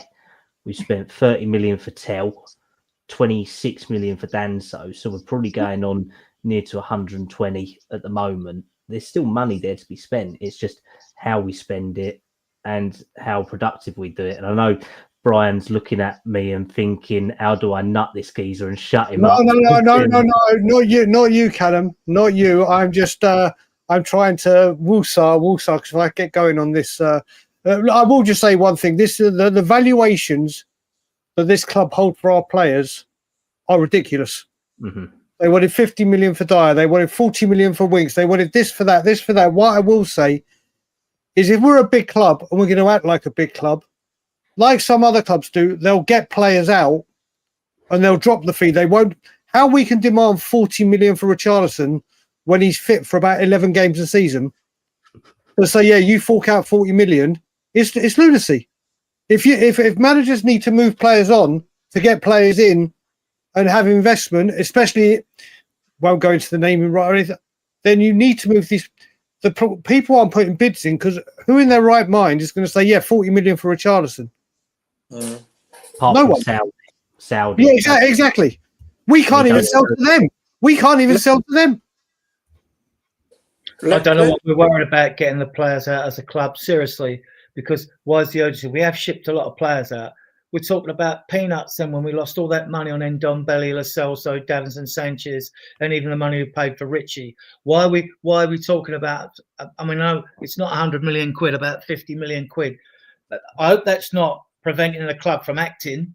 I really hope we're not talking about the club from being decisive and going and getting what we need. We need to act big now, like a big club. We know the rumours are strong about we've got money coming in, and naming rights still doesn't mean nothing to me because that only pays the interest on the stadium over 25, 30 years. So I'm thinking we've got more than one big chunk of money coming in, not just the naming rights still. I think we've got 2 chunks, but that's something for another discussion. But yeah, for us, I really hope we're not worried about getting rid of Gill and all that. I want them gone, obviously, but we should be prioritising getting players in, doing both, but prioritising getting players in now. Okay, Tom. Before I'm going to bring Callum in, want to keep it going round. These are the players that we've been linked with, where we think there may be credibility. Because if I put a thing on there with every player that there's been speculation about, there'd be 200 names on it, and we wouldn't be going anywhere. But these are the ones that appear to have some sort of credibility to them, although Callum will maybe come back and say no, there's nothing in that, or we've inquired but it's not going anywhere, and we'll talk about that. But of these players, let's say I'm giving you a free hand to pick, and I don't think I've got a left back there, so let's say you can have 3. You can have a central midfield player, a wide midfield player, and a striker. And I hear what Callum says about it's not a priority. I can't say I agree with that, but if that's the club's decision, that's the club's decision. Where are you looking at that list and saying that's who I want? I mean, just looking at that list and picking 3 players from it, the 3 players I would go for would be Simmons, Paqueta, and Makutadze. From Lyon. Mikatadze can play left wing and play striker. Paqueta can play as a 10, but can also play a little bit deeper. Simmons can play as a 10 and play out wide. I think that gives you good versatility, but also you have difference in those players. Paqueta is, a fantastic ball player. I think he's in the last few seasons registered like the 2nd most through balls out of any player across the top 5 leagues. So he clearly is happy to play those passes, and that's something that I think Thomas Frank would absolutely love. Simmons is quality on the ball. He's very one-footed, but he's quality on the ball, dribbling, taking on his man, and releasing players off. And like I said, with Mikatadze, you've got a player who you can play out wide. He's put up decent numbers in goals and assists for Lyon over the last few years. The biggest problem with the 3 players that I've just named is that none of them are homegrown. And that is clearly going to be a problem. And especially if Maddison's injured now, and he's injured for a long time, we're probably not going to be registering him on any of our teams. So that knocks off a homegrown player, which is why, I say sadly, but I could see maybe us going for a James McAtee, although he does play more as a right winger than he does through the middle, or dare I say a Harvey Elliott, who can cover a lot of positions across the front. Harvey Elliott can cover, multiple positions across the front. I'm not enamoured with Harvey Elliott, but he is a good player. But I'm not enamoured with him. And just I just back on the previous subject, 'cause I didn't really pitch in on that with selling players and stuff like that. I've always said with selling players, it's up to the team that are selling to set the price. But when I say that, what I mean is that's for a player that you don't want to sell. When you've got players that you need to get rid of, it comes to a point of, do you accept way less than what you want just to get that player? Like Richarlison, if we keep Richarlison, we make £0 on him. If we sell Richarlison for 10 million, we make £10 million on him. So you lose money by exactly. You lose money. You lose money by keeping these players on. Whereas the club's got to not cut their nose to spite their face and accept, okay, although we think the contract's worth 40 million for Richarlison, the reality is we want rid of him. No one's coming in. We need to accept a lower fee on him. And like a phrase that I've heard said tonight, which is a phrase that I hear every single blooming summer, which is every transfer window, is we need to start acting like a big club now. Well, history has told us that we're not going to do that unless obviously there is a bunch of money coming in. I mean, the fact that, yes, and the other thing as well, I feel like the club has tried to pass off these, we've been really shrewd by getting players on loan with an obligation, because that means that we're not spending any money in that window. What it does mean is that you're spending money in the next window, which then takes away from what you can spend. So like you say, Callum, we spent 120 million so far this window, but in reality, we've only signed 3 new players, and one of them's on loan. The other one is an unheard of Japanese centre back, and then you got Kudus. But we've also brought in Tel and Danso, but they were part of the squad last year. But we've spent 60 million on bringing those 2 players in because we didn't want to spend that money in January for whatever reason. But for me, of those players that you've got listed there, the ones that I said, Simmons, Paqueta, and Mikatadze would be the ones that I would go for. If you the only other players that I would potentially look at are big names, and I'm not sure we would get them, and that would be players along the lines of Rodrigo and along the lines of Rafael Leao. But again, Spurs has taught me that those kind of players coming to us is kind of a pipe dream. But the reality is we do have the finances to make them work, and we need to. I left them on the list, off the list, Tom, for no other reason than deliberately trying to go with what is realistic. If Rodrigo walks through the door on Tuesday, we can talk about it on Tuesday's show, but I'm trying to keep it what I think is attainable, and having talked to Callum before the show, what players we've at least talked about, inquired about, are on our short list, our long list, or whatever. Brian, your thoughts about where the players that you had that. I'll go back to the same question. If you have 3 people that you can choose, okay. I'm just going to say Tom's just come on the private chat and said he has to go. I know young family and what have you. Tom, thanks as ever. See you next Sunday. With 3 see you then. Thanks, guys. 3 new players. Good night, Tom. Take care. See you later. Bye-bye. Take care, buddy. Take care. Right, sorry, Brian, you go back. Yeah, no, do you know what? I'm going to mention a player, Tom. I am going to mention 2 players that are off this list, but I think they are gettable. I honestly think they are gettable. One is Rafael Leao, and the reason I say that is he's only on £132,000 a week. When the leagues came up, I think that's euros. It might not be pounds. It's either pounds or euros. Every time that we go for players, we get told, oh no, they're on 200, 300, 400, whatever, they're not coming. Spurs could easily match that or raise it, especially now with Sonny's wages off the bill. Højbjerg's officially off. His transfer fees come in. We need an incredible left winger, a statement signing. Yes, the transfer fee for him would be the stumbling block. It certainly won't be the wages.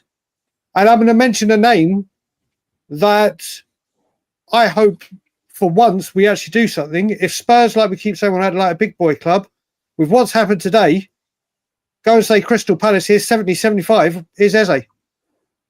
Oh, listen, no. Oh, yes, he's an Arsenal fan. He's going to what? No one's put a bid in.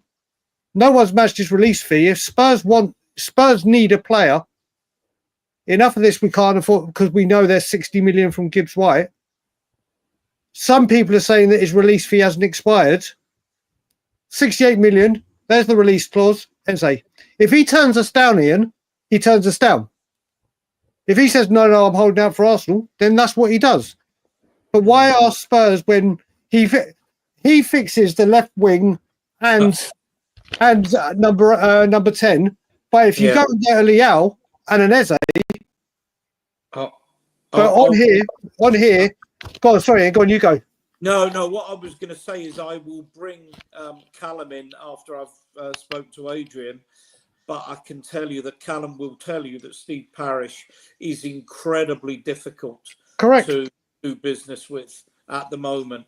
And which is why, the centre-half Gui is still there, Wharton is still there, and Eze is still there. And there's been chat about Eze leaving for at least 12 months. And for whatever his motivations are, he's incredibly difficult to do business with. But look, I hear what you're saying. As I say, I will bring in Callum on it definitively after Adrian's spoken. But anything you want to add to what you've said? Do you know what I think? I would just say I think the easiest one, although the 50 million for a 29-year-old in Wissa certainly improves our strike force. And obviously you got the Thomas Frank connection. So I think that I do like Hayden Hackney. I really do. Is he ready for the Premier League? Don't know. It could be great. There's a majority of those players, if they walk through the door, I wouldn't be too dissatisfied. But like I said, I would like us to get some proper established, tried and tested players. Not like this Millot, who we don't know. He's done well where he is. Simmons is a live wire. But yeah, I think that I would say I think Leao's gettable. I think the only thing that stops it is the transfer fee.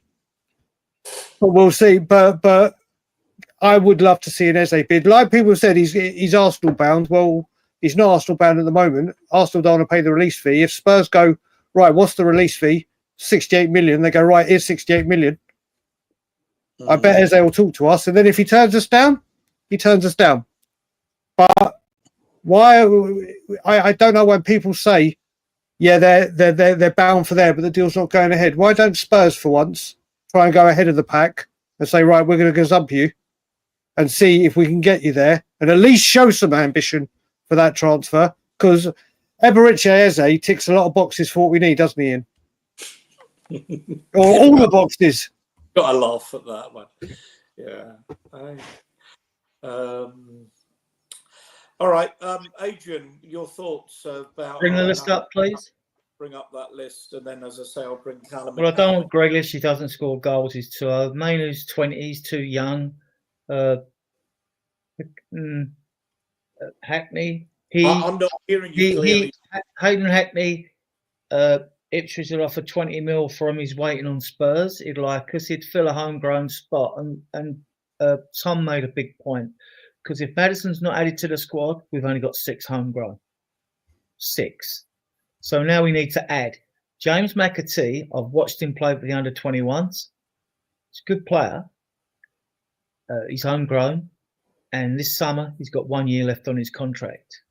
So he's gettable. Even though City don't like doing business with Spurs, because Levy's the one who's been pushing for all this financial fair play. So we might not even talk to City. But as they want to get rid of Grealish, maybe they will. I don't want Grealish anywhere near the club, to be honest with you. I just don't think he doesn't score enough goals. Neither does Garnacho. His strike rate's 1 in 6. I mean, I've got more confidence in Tell, Odobert and Kudus getting more goals than Garnacho. I've got to be honest about this. And so we stick with what we've got, right? Harvey Elliott, great under-21 tournament he had. If we've got to get 2 homegrown in, you go for McAtee. He's the easiest deal to do out of them. And so is Hackney. You could bring those 2 in. I'm agreeing with John on Vissa today. I read Brentford has said he can go. He's caused a stir anyway. He's not a happy player. He's unsettled there. If it's us or Newcastle, it's a no-brainer. The only problem is we don't want to pay 40 million of him. We want to try and beat it down to 30 million. We're trying to fix a problem and squeeze Richarlison as the third striker. Go and get this. Pay the 40 mil. You get him for 40 mil. Just get him, right? And then go for McAtee and get Hayden Hackney as well. I think we could get the pair of them. I really do. Harvey Elliott, Liverpool want 50 mil. Well, you can go and do one. We ain't paying 50 mil, right? Paqueta, well, you know, we need to sort the homegrown issue out. I could see something happening with McAtee and Hackney. I can now after Maddison's injury, and get this up. I mean, I'd love Simons. If he was homegrown, I'd even be more tempted to take Eze, not because I wanted Eze and Dorgu last season. He's just more consistent. He's just more consistent, in my opinion. So, but you know, I'd have either of them. I'd have either Eze or Simons, either of them. Go and get McAtee and go and get Hackney. They'd fix our homegrown problems, and you ain't got to spend a fortune to get a pair of them in. Right. I've got to say, I don't think they're anywhere near good enough at the moment to do what we need to do. Well, I've seen McAtee play for the. I've seen that, and Elliott play for the under-21s. Elliott was the man for that Euro Championship England just won. And McAtee, I think, yeah, he's a good player. He looks a good player, and like City can't fit them into their squad. This is like Chelsea, all their players, you know. If Hackney's that good, why have the only club made an offer for him? Another Championship club at 20 million quid. If he's that good, it's a good point. He's 23 now, but he's got something about him. Definitely got something about him. And like, I mean, how many players are ready at 21? I mean, he's 23. He's got enough football and experience behind him with Middlesbrough. Yeah. I mean, I'll take him, you know. But some of them, they're being linked with Garnacho. No, thank you, or Grealish. No, thank you. Not for me, anyway. I mean, look, that's only my opinion, though. You know what I mean? So, I'm with Jimmy on this. Absolutely. No more. We've got proven quality. We won't use the ORR expression. We won't do that. But yes, Langer's waiting at a maternity ward for our next player to be born. Well, no, that's Chelsea. Oh, Bill Wyman, wouldn't it? He was waiting at a hospital for the birth of his next girlfriend after, I can't remember who he went. Anyway, right, whatever. Let me bring you in, Callum, because it, as I say, as we were coming on air, it was moving so fast. Rudolph put on, you know, just a mischievous tweet. Wow. And what have you. The Milo rumour seems to be coming because he's at Stuttgart, is that right? He's at Stuttgart. Yeah, he is at the moment. I think he's got like 2 years left on his deal, something like that, with a release clause. But he was going to Atleti, and he's now not going to Atleti, or Romano is saying that deal's close to collapse, and he's got a Premier League offer, maybe. Any Simmons, why don't you go through and tell us from your information, where we're at? So you mean that long paragraph that I sent you earlier? I didn't need to write that. I could have just waited for the... Well, no. Want me to read it out? I'm taking the P. I'll take the P, mate. Don't worry. But no, so Enzo Milia is not one that I've heard that positively at the moment. So I wonder whether this is German newspapers pushing it because the Atleti, trying to get the Atleti deal going. Hackney, obviously, the Ipswich bid was accepted by Middlesbrough, but Hackney has turned them down. So I wonder whether he's either way of Premier League interests. I would say that deal's probably more likely to die now because of the Palhinha signing, because it's the same sort of position in there. So I think that's probably one more likely in the future. It's something we might do on deadline day to then stick him somewhere on loan. Well, it could be one of them where we sign him and loan him back to Middlesbrough, maybe for a season, but then it doesn't really get him in the Premier League, does it? No. Doesn't fix the homegrown either. No, exactly. Obviously, the Simmons deal, we're still trying to hijack. Still 50-50. I believe that he could come, but I think there's still a good chance of Chelsea, to be honest. Garnacho, appreciated, but high on Chelsea's list. I doubt he will come, in all honesty. Grealish was reported by Ben Jacobs about a month and a half ago and said that the interest had gone quiet, but I see there's something valid there, to be honest, because of the sort of the levels that you'd want a proven replacement for him, and he's probably the most proven replacement on here. I appreciate he don't score enough goals or get assists, but he's at least there. Let's put it that way. So it'd be an expensive loan. I think he's on like 250 grand a week, maybe 300 at City. It's more free. Callum, from a football point of view, does Jack Grealish make more sense now than it did at 1:30 this afternoon?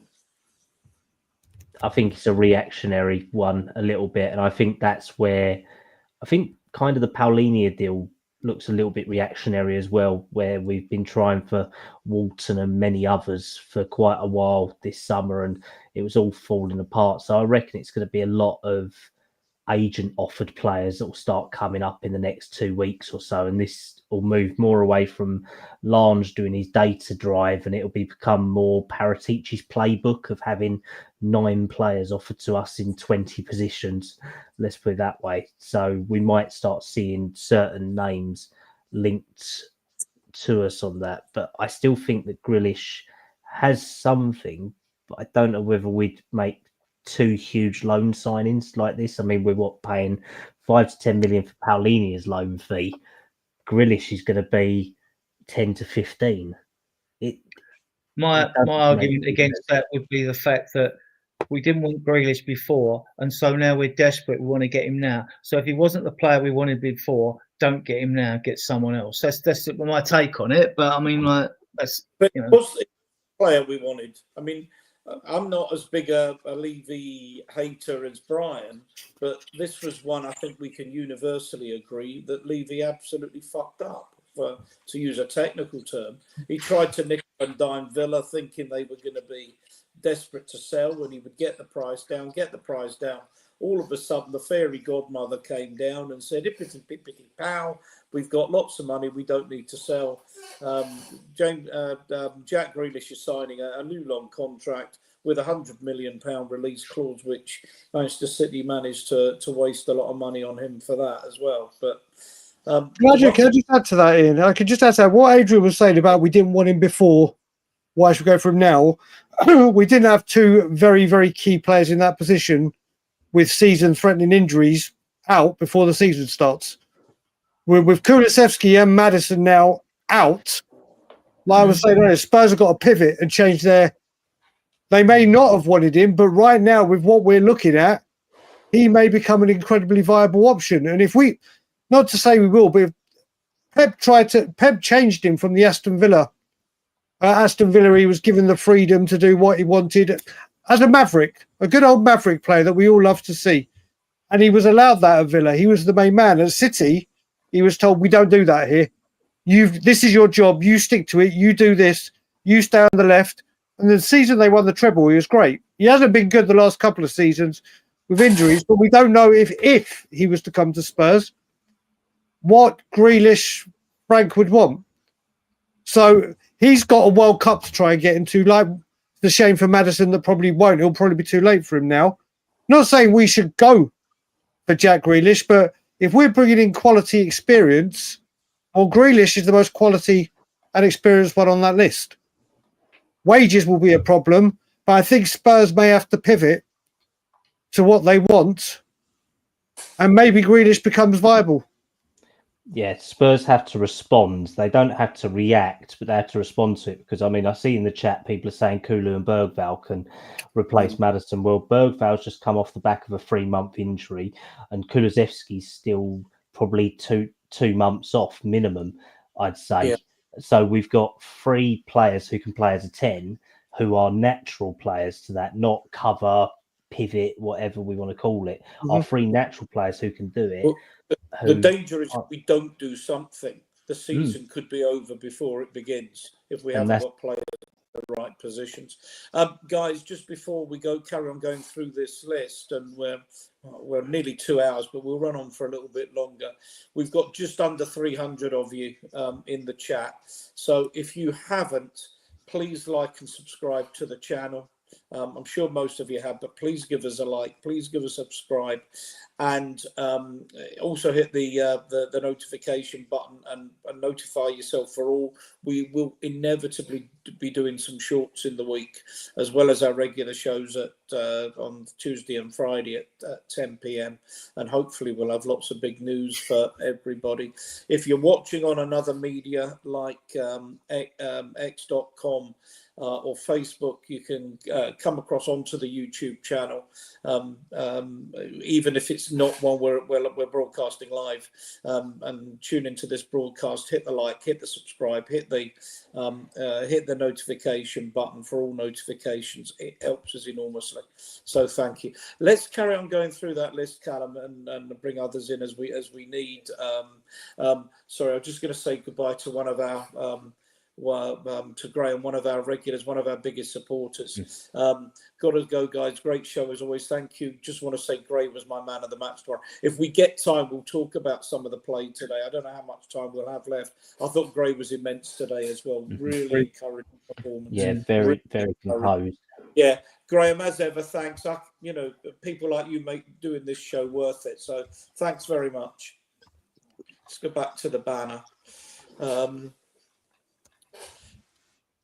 Yeah, so the next one's obviously Grealish. I know we'll probably see more on that in the coming days. Paqueta, I know we've already spoke about. Purely an inquiry was made to see what his valuation was, and that's where the Basuma talk came from. Mainu, appreciated. They'd probably do a deal around about 40 million, but anything over that, they'd tell them to poke it. I know someone was saying earlier, why are clubs looking to sell these players? Because they're sellable assets. They are people that will actually raise money for the club. It's not that they want to get rid of them. They are the ones with the highest value as such in there. McAtee, I reckon there's something to this one, to be honest. I know there's interest there, but I think we're starting to see what his true valuation are, because Forest had a 25 million bid rejected. I think he's probably close to 35 million they're probably looking for, but I don't know whether we would move. Well, probably before today we wouldn't have, but now it looks like his name could rise up in due course. Elliot is just interest. The price tag we've asked about him on is a joke. Let's put it that way. I've heard between 60 and 70 million that Liverpool want for him. So it's based on a ceiling that they're so yeah, it's one of them where I don't think much will happen on that. Visser more likely to go to Newcastle. I still think that where they're saying 35 million, Spurs valuing them in between 20 and 25, where Newcastle first offer was. So yeah, I can't see that happening. It's ridiculously low. But it's for a player that's 29 and 1 year left on his contract. That's the thing. It's no resale value. And to be honest, he's only had one good season in the Premier League. That's where they're basing it off of. Well, we paid 65 million for one of them, haven't we? And this is versatile as well. He just don't play through the middle. He can play wide as well. Yeah, a lot of these attackers, they're just names on lists. That's the thing. It's list after list after list, and they've got Lange's list, they've got Paratici's list, they've got Alex Fraser's list, the chief scout as well. So I mean, literally, he's Premier League proven as well. I mean, like you take him, give him 30, 35. I think they'll accept that. My reservation is his attitude now, because seeing how he's been acting at Brentford, that's my concern. That's where I think that, was he like that with Frank, or was it that now just because he can't get his own way, that he's thrown his toys out the pram. So I think there could be a greater issue there, to be honest, that I don't know whether the club don't see resale value, because if they buy him for 35, they're going to get about 10 for him, probably from Saudi. That's about it, to be honest. I honestly can't see this happening. And I think the only source that's reported that they like him is Sammy Mockbell at the BBC. And don't get me wrong, I trust Sammy a lot on stuff, but it's been very quiet, and it looks like Newcastle are desperate for him because of the impending Isaac deal that's going to go through and happen. So yeah, that's one that I don't think will happen. Gassard and Calamendu, I know I reported them a couple of weeks back, didn't I, saying that they were options. They're purely options at the moment, to be honest. Mikatad, not heard that name at all. Is that the He's a striker at Lyon, and they're skint because they're nearly bankrupt. And Ian obviously couldn't fit all the numerals in because of your 200 digit. It's Midfield Tadzi, actually. I think he's got a striker. Gesson and Calamendu, I've watched videos on. They're both fast, and they both a bit more Ollie Watkins getting behind the lines, behind the signs like. But you don't know what you're getting when you're buying a player from a French league, you know. That's the problem. You know what I mean? But, Adrian, are these players we've been linked with, though, or are these players? Yeah, we have. Yeah. Well, listen, we've been linked with every man and his dog. Let's be fair about it. But I mean, like, it's a question. I always look to when a story gains gravitas. What I look for is, are we in talks? Has the player agreed it come? Is the agent talking with? Then you've got a bit of gravitas there. I mean, all these, like most of these, are just rumours. They're not about McAtee, and McAtee's not a rumour. Hackney's not a rumour. Simmons is not a rumour as such. Those stories have gained gravitas recently, you know. But a lot of it's interest. That's the problem, and they've been scouted. We scout thousands of players per year, and people see one link and they think, oh, I can go and buy them on FIFA or Football Manager, and they're brilliant, and we can get them for this valuation. That's what an algorithm values them on. Dibling's back in the rumour mill as well, but his price has dropped from 100 mil to 40 now. Out of interest, and I know Brian needs to leave shortly as well, so that will give us and leave you some stuff as well that we've got planned, Adrian, to discuss on your show on Tuesday. Although hopefully we got some transfers to talk about. But the BBC gossip column, which is the worst for the worst, but Tottenham are interested in signing Real Madrid and Brazil striker Rodrigo, 24, as a replacement for their South Korean forward. Please. Cool. I'll say Leao and Rodrigo. No chance. I will say there's more chance of me waking up with hair like David Ginola than Rodrigo coming to this football club. And you, Ian. You'll wake up with Edgar David's hair. There's more chance of me having hair in the morning than a Rodrigo coming. It's the rumour mill is ridiculous. Right, one of the Simmons is interested though, and McAtee.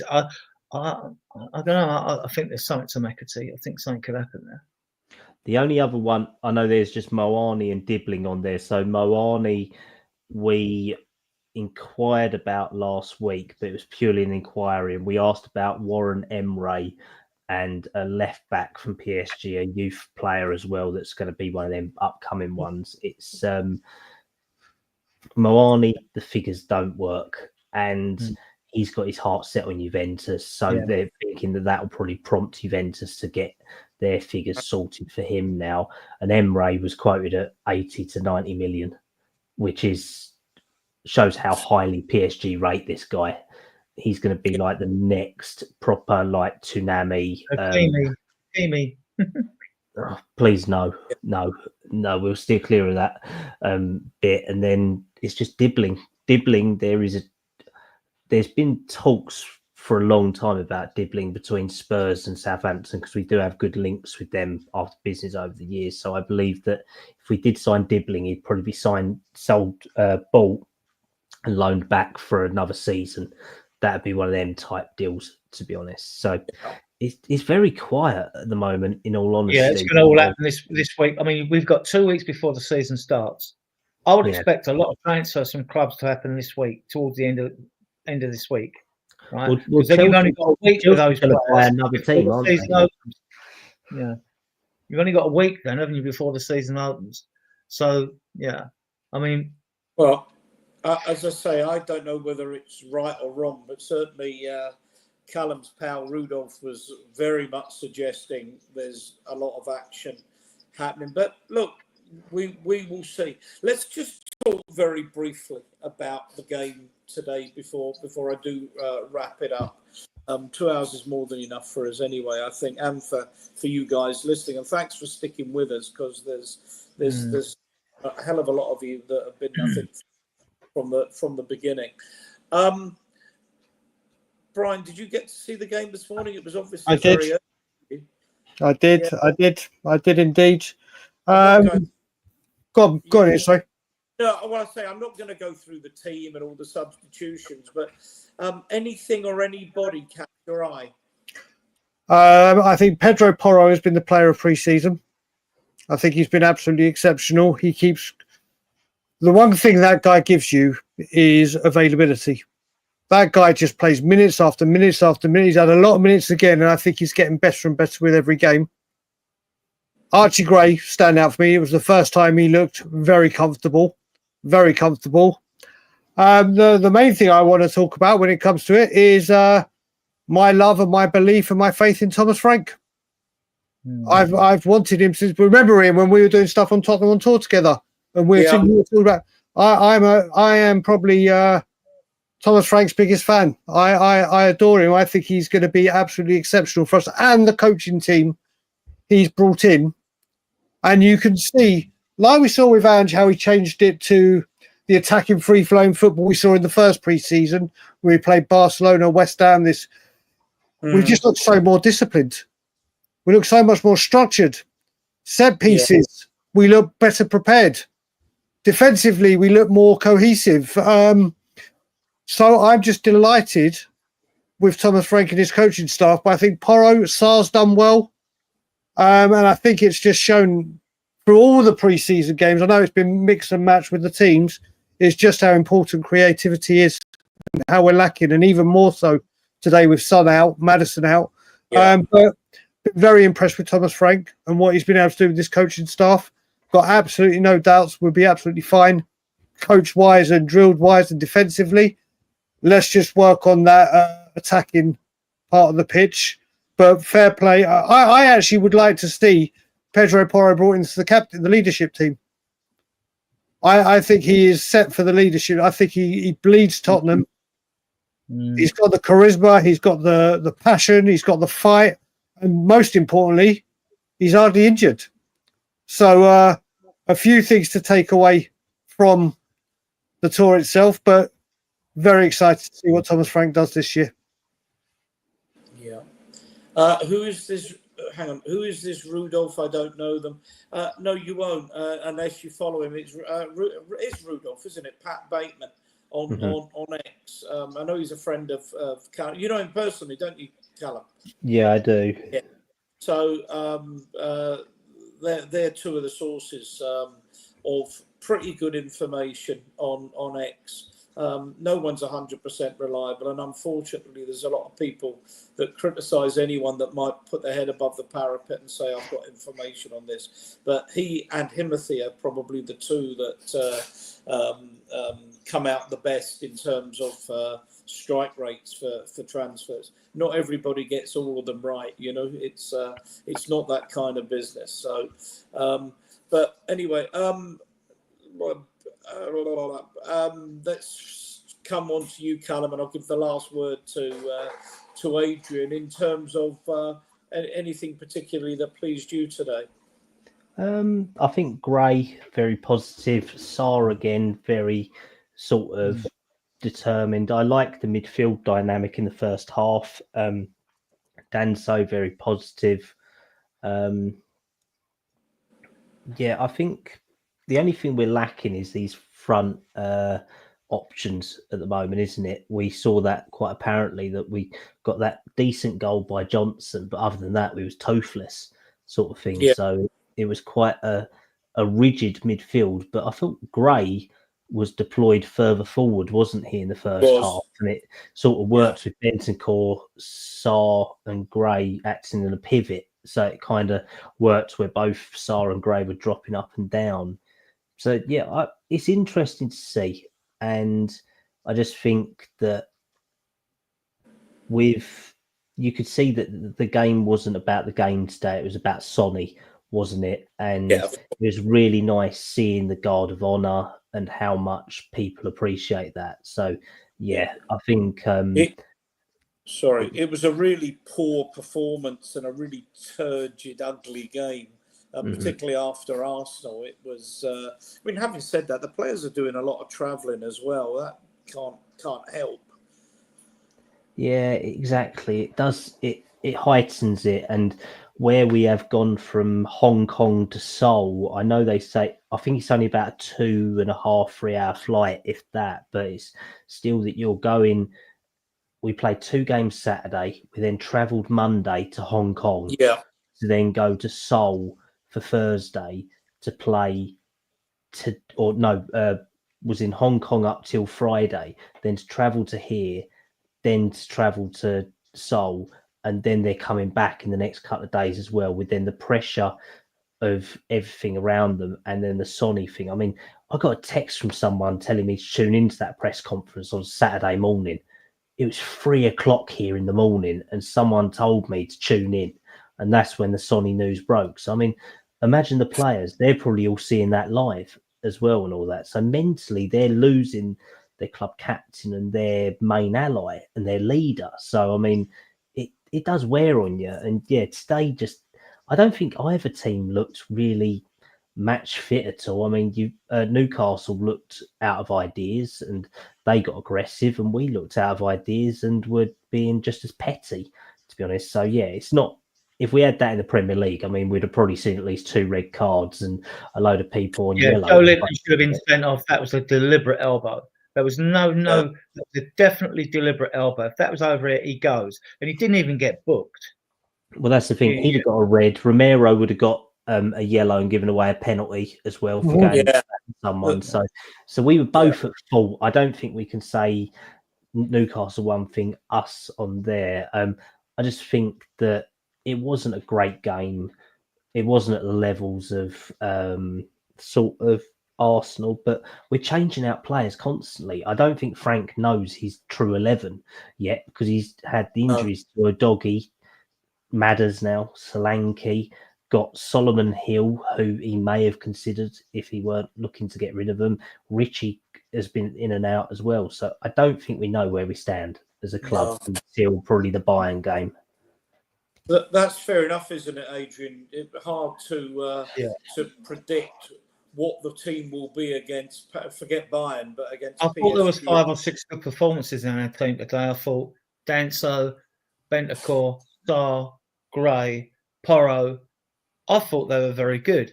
And if I was giving a man a match, not much to choose between them, I'd give it to Gray, because it's only the second time we've seen him in midfield. He took up good positions. He was available. He gets stuck in. That's why I think Joe Linton didn't like it, with him. But I'd give it to Gray. I thought Gray was excellent today, actually. Yeah. And I thought, that wasn't a brilliant game of football as such. We're looking to see what improvements are in this team. And when you think that we could have a future midfield, it might not be the most creative, who knows, it might be, of Sarr, Gray and Bergvall. That's the midfield for 10 years. That's the midfield for another 10 years, right? So I took some good things. I mean, look, the 2 games against Wickham and Luton, we were pants, right? The one thing that does my nut, Adrian, bring you in on this, is a number of people, and I mean, I've got to say, pig ignorant people about football. Sorry if I offend anybody, who say Gray was a complete waste of money. I mean, if you know anything about football, Gray is not a waste of money. Well, let's just talk about this for a minute, right? An 18-year-old, bear that in mind, an 18-year-old on a Premier League pitch, which is played at 100 miles an hour. He's come in, he's played at left back, right back, centre back, only had 2 goals in midfield. When has he let the team down? And then I get people saying to me, oh, well, he had a bad, not so good game against. I know he got bullied by Delap and they switched positions against Ipswich. I know he weren't great at Liverpool, but the whole team were crap against Liverpool and got spanked. He's not been the problem of our ills. He's done well, and so has Bergvall. And because Bergvall's the more sexier, stylish player, he's getting a lot of plaudits towards the last of the season. When Gray come in earlier and had them games, the pair of them are going to be superstars, in my opinion. And you can throw pelters at me if I'm proved to be wrong, but I won't be on those 2. I'm supremely confident those 2 are going to be absolute superstars. Yeah, right. I'm going to leave it there. I know Brian needs to get off, and Callum probably wants to go to bed and get to work as well. I can sleep in for a bit in the morning, but not too long. Brian, if people want to keep up to date with you, and where do they find you? Congrats on the 10K, Brian. I've got 10K. Thank you very much, buddy. Yeah, they can find me on Tottenham on Tour, or always helping the boys at We Are Tottenham TV out. But Tottenham on Tour is the main home of me, and everything Spurs. So thank you guys for having me on. Callum, it's great to be on with you again. Adrian, always a pleasure. And Ian, my dear friend, it's good to have finally been able to stream again with you. Oh yeah, it's been too long. We'll get you back, Brian. You're in our clutches now. We'll get you back. Love it, Brian. Cheers, mate. Keep up to date with you. Are you on X? You're on X, aren't you? Yeah, I am, mate. It's Callum Stubbs 97 on X, and I know I'm in God knows how many group chats, so people will probably message me on WhatsApp or X. Adrian, yourself? Yeah, you can find us Spurs Diehards. We have, if you look at the ticker below, we have a Facebook group. I started 6 years ago. It's got 14,500 members. We've got a Facebook page, only 300 members. We've got a WhatsApp group. All the links on that ticker below. Our shows go out Tuesdays. I host Tuesdays with Tom. We'll be sharing that responsibility during the Champions League. I co-host with Drew, hosts on a Friday, and Ian hosts obviously on a Sunday, and me and Tom help him co-host on that. All the shows go out at 10 o'clock. The reason is because of we can get people like Brian on and Australians on. I want to get Peter Calgers, Milton on, and David Sheeran, and do an Australian show sometime in the future when we get them all on. Yeah, yep. And please subscribe to the channel, guys. Those you haven't subscribed, there's the red. We can't see it. The red subscribe button down the bottom right-hand corner. Just click it and you subscribe because it helps the algorithm. You know, and like I say, big up to everyone in the chat for your comments. Thanks to everyone in the chat. There's been a few nice comments. I'll pick up a couple of them anyway. Jimmy. I never know how to pronounce that, and I really should. I mean, I don't say Alfred Oscarlson. Just use the first name, Alf. Yeah. Someone's shouting get in, so that means somebody for scored. I presume Everton have scored against Man United. Wonderful. Thanks for your support again. Big up, Mia. And thanks. Yeah, I was going to just say that. Thanks to everyone. If you haven't liked and subscribed, please like the channel, subscribe, hit the notification button. Really hoping that we're going to be getting some shorts out with some big news through Callum and Rudolph and Himothy and what have you, keeping us up to date. You can get me obviously subscribing on this show. Sometimes manage to get the Tuesdays in. Sometimes manage to do the Wednesdays, the Fridays. But I'm always hosting this, or at least if I'm around, I host this. Brian wanted to be off at 12 our time, so we're absolutely done. You can get me at Shaggy1712 on X. I'll always follow back Spurs supporters, and I've picked up quite a few. So thanks, Brett, as well. This is another We Sold Ditto that we're going out with. Thanks, everybody, and we'll see you next time. We are Tottenham till we die. We are Tottenham till we die. Spurs Diehards, heart and soul. We are Tottenham till we die.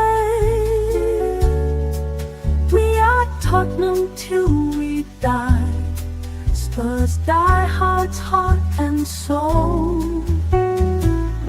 We are Tottenham till we die. We are Tottenham till we die. Spurs diehards, heart and soul.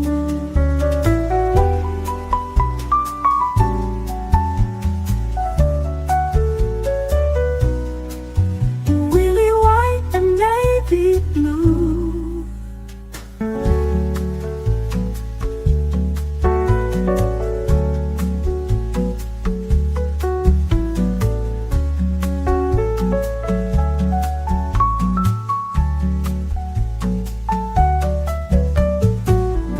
We are Tottenham till we die.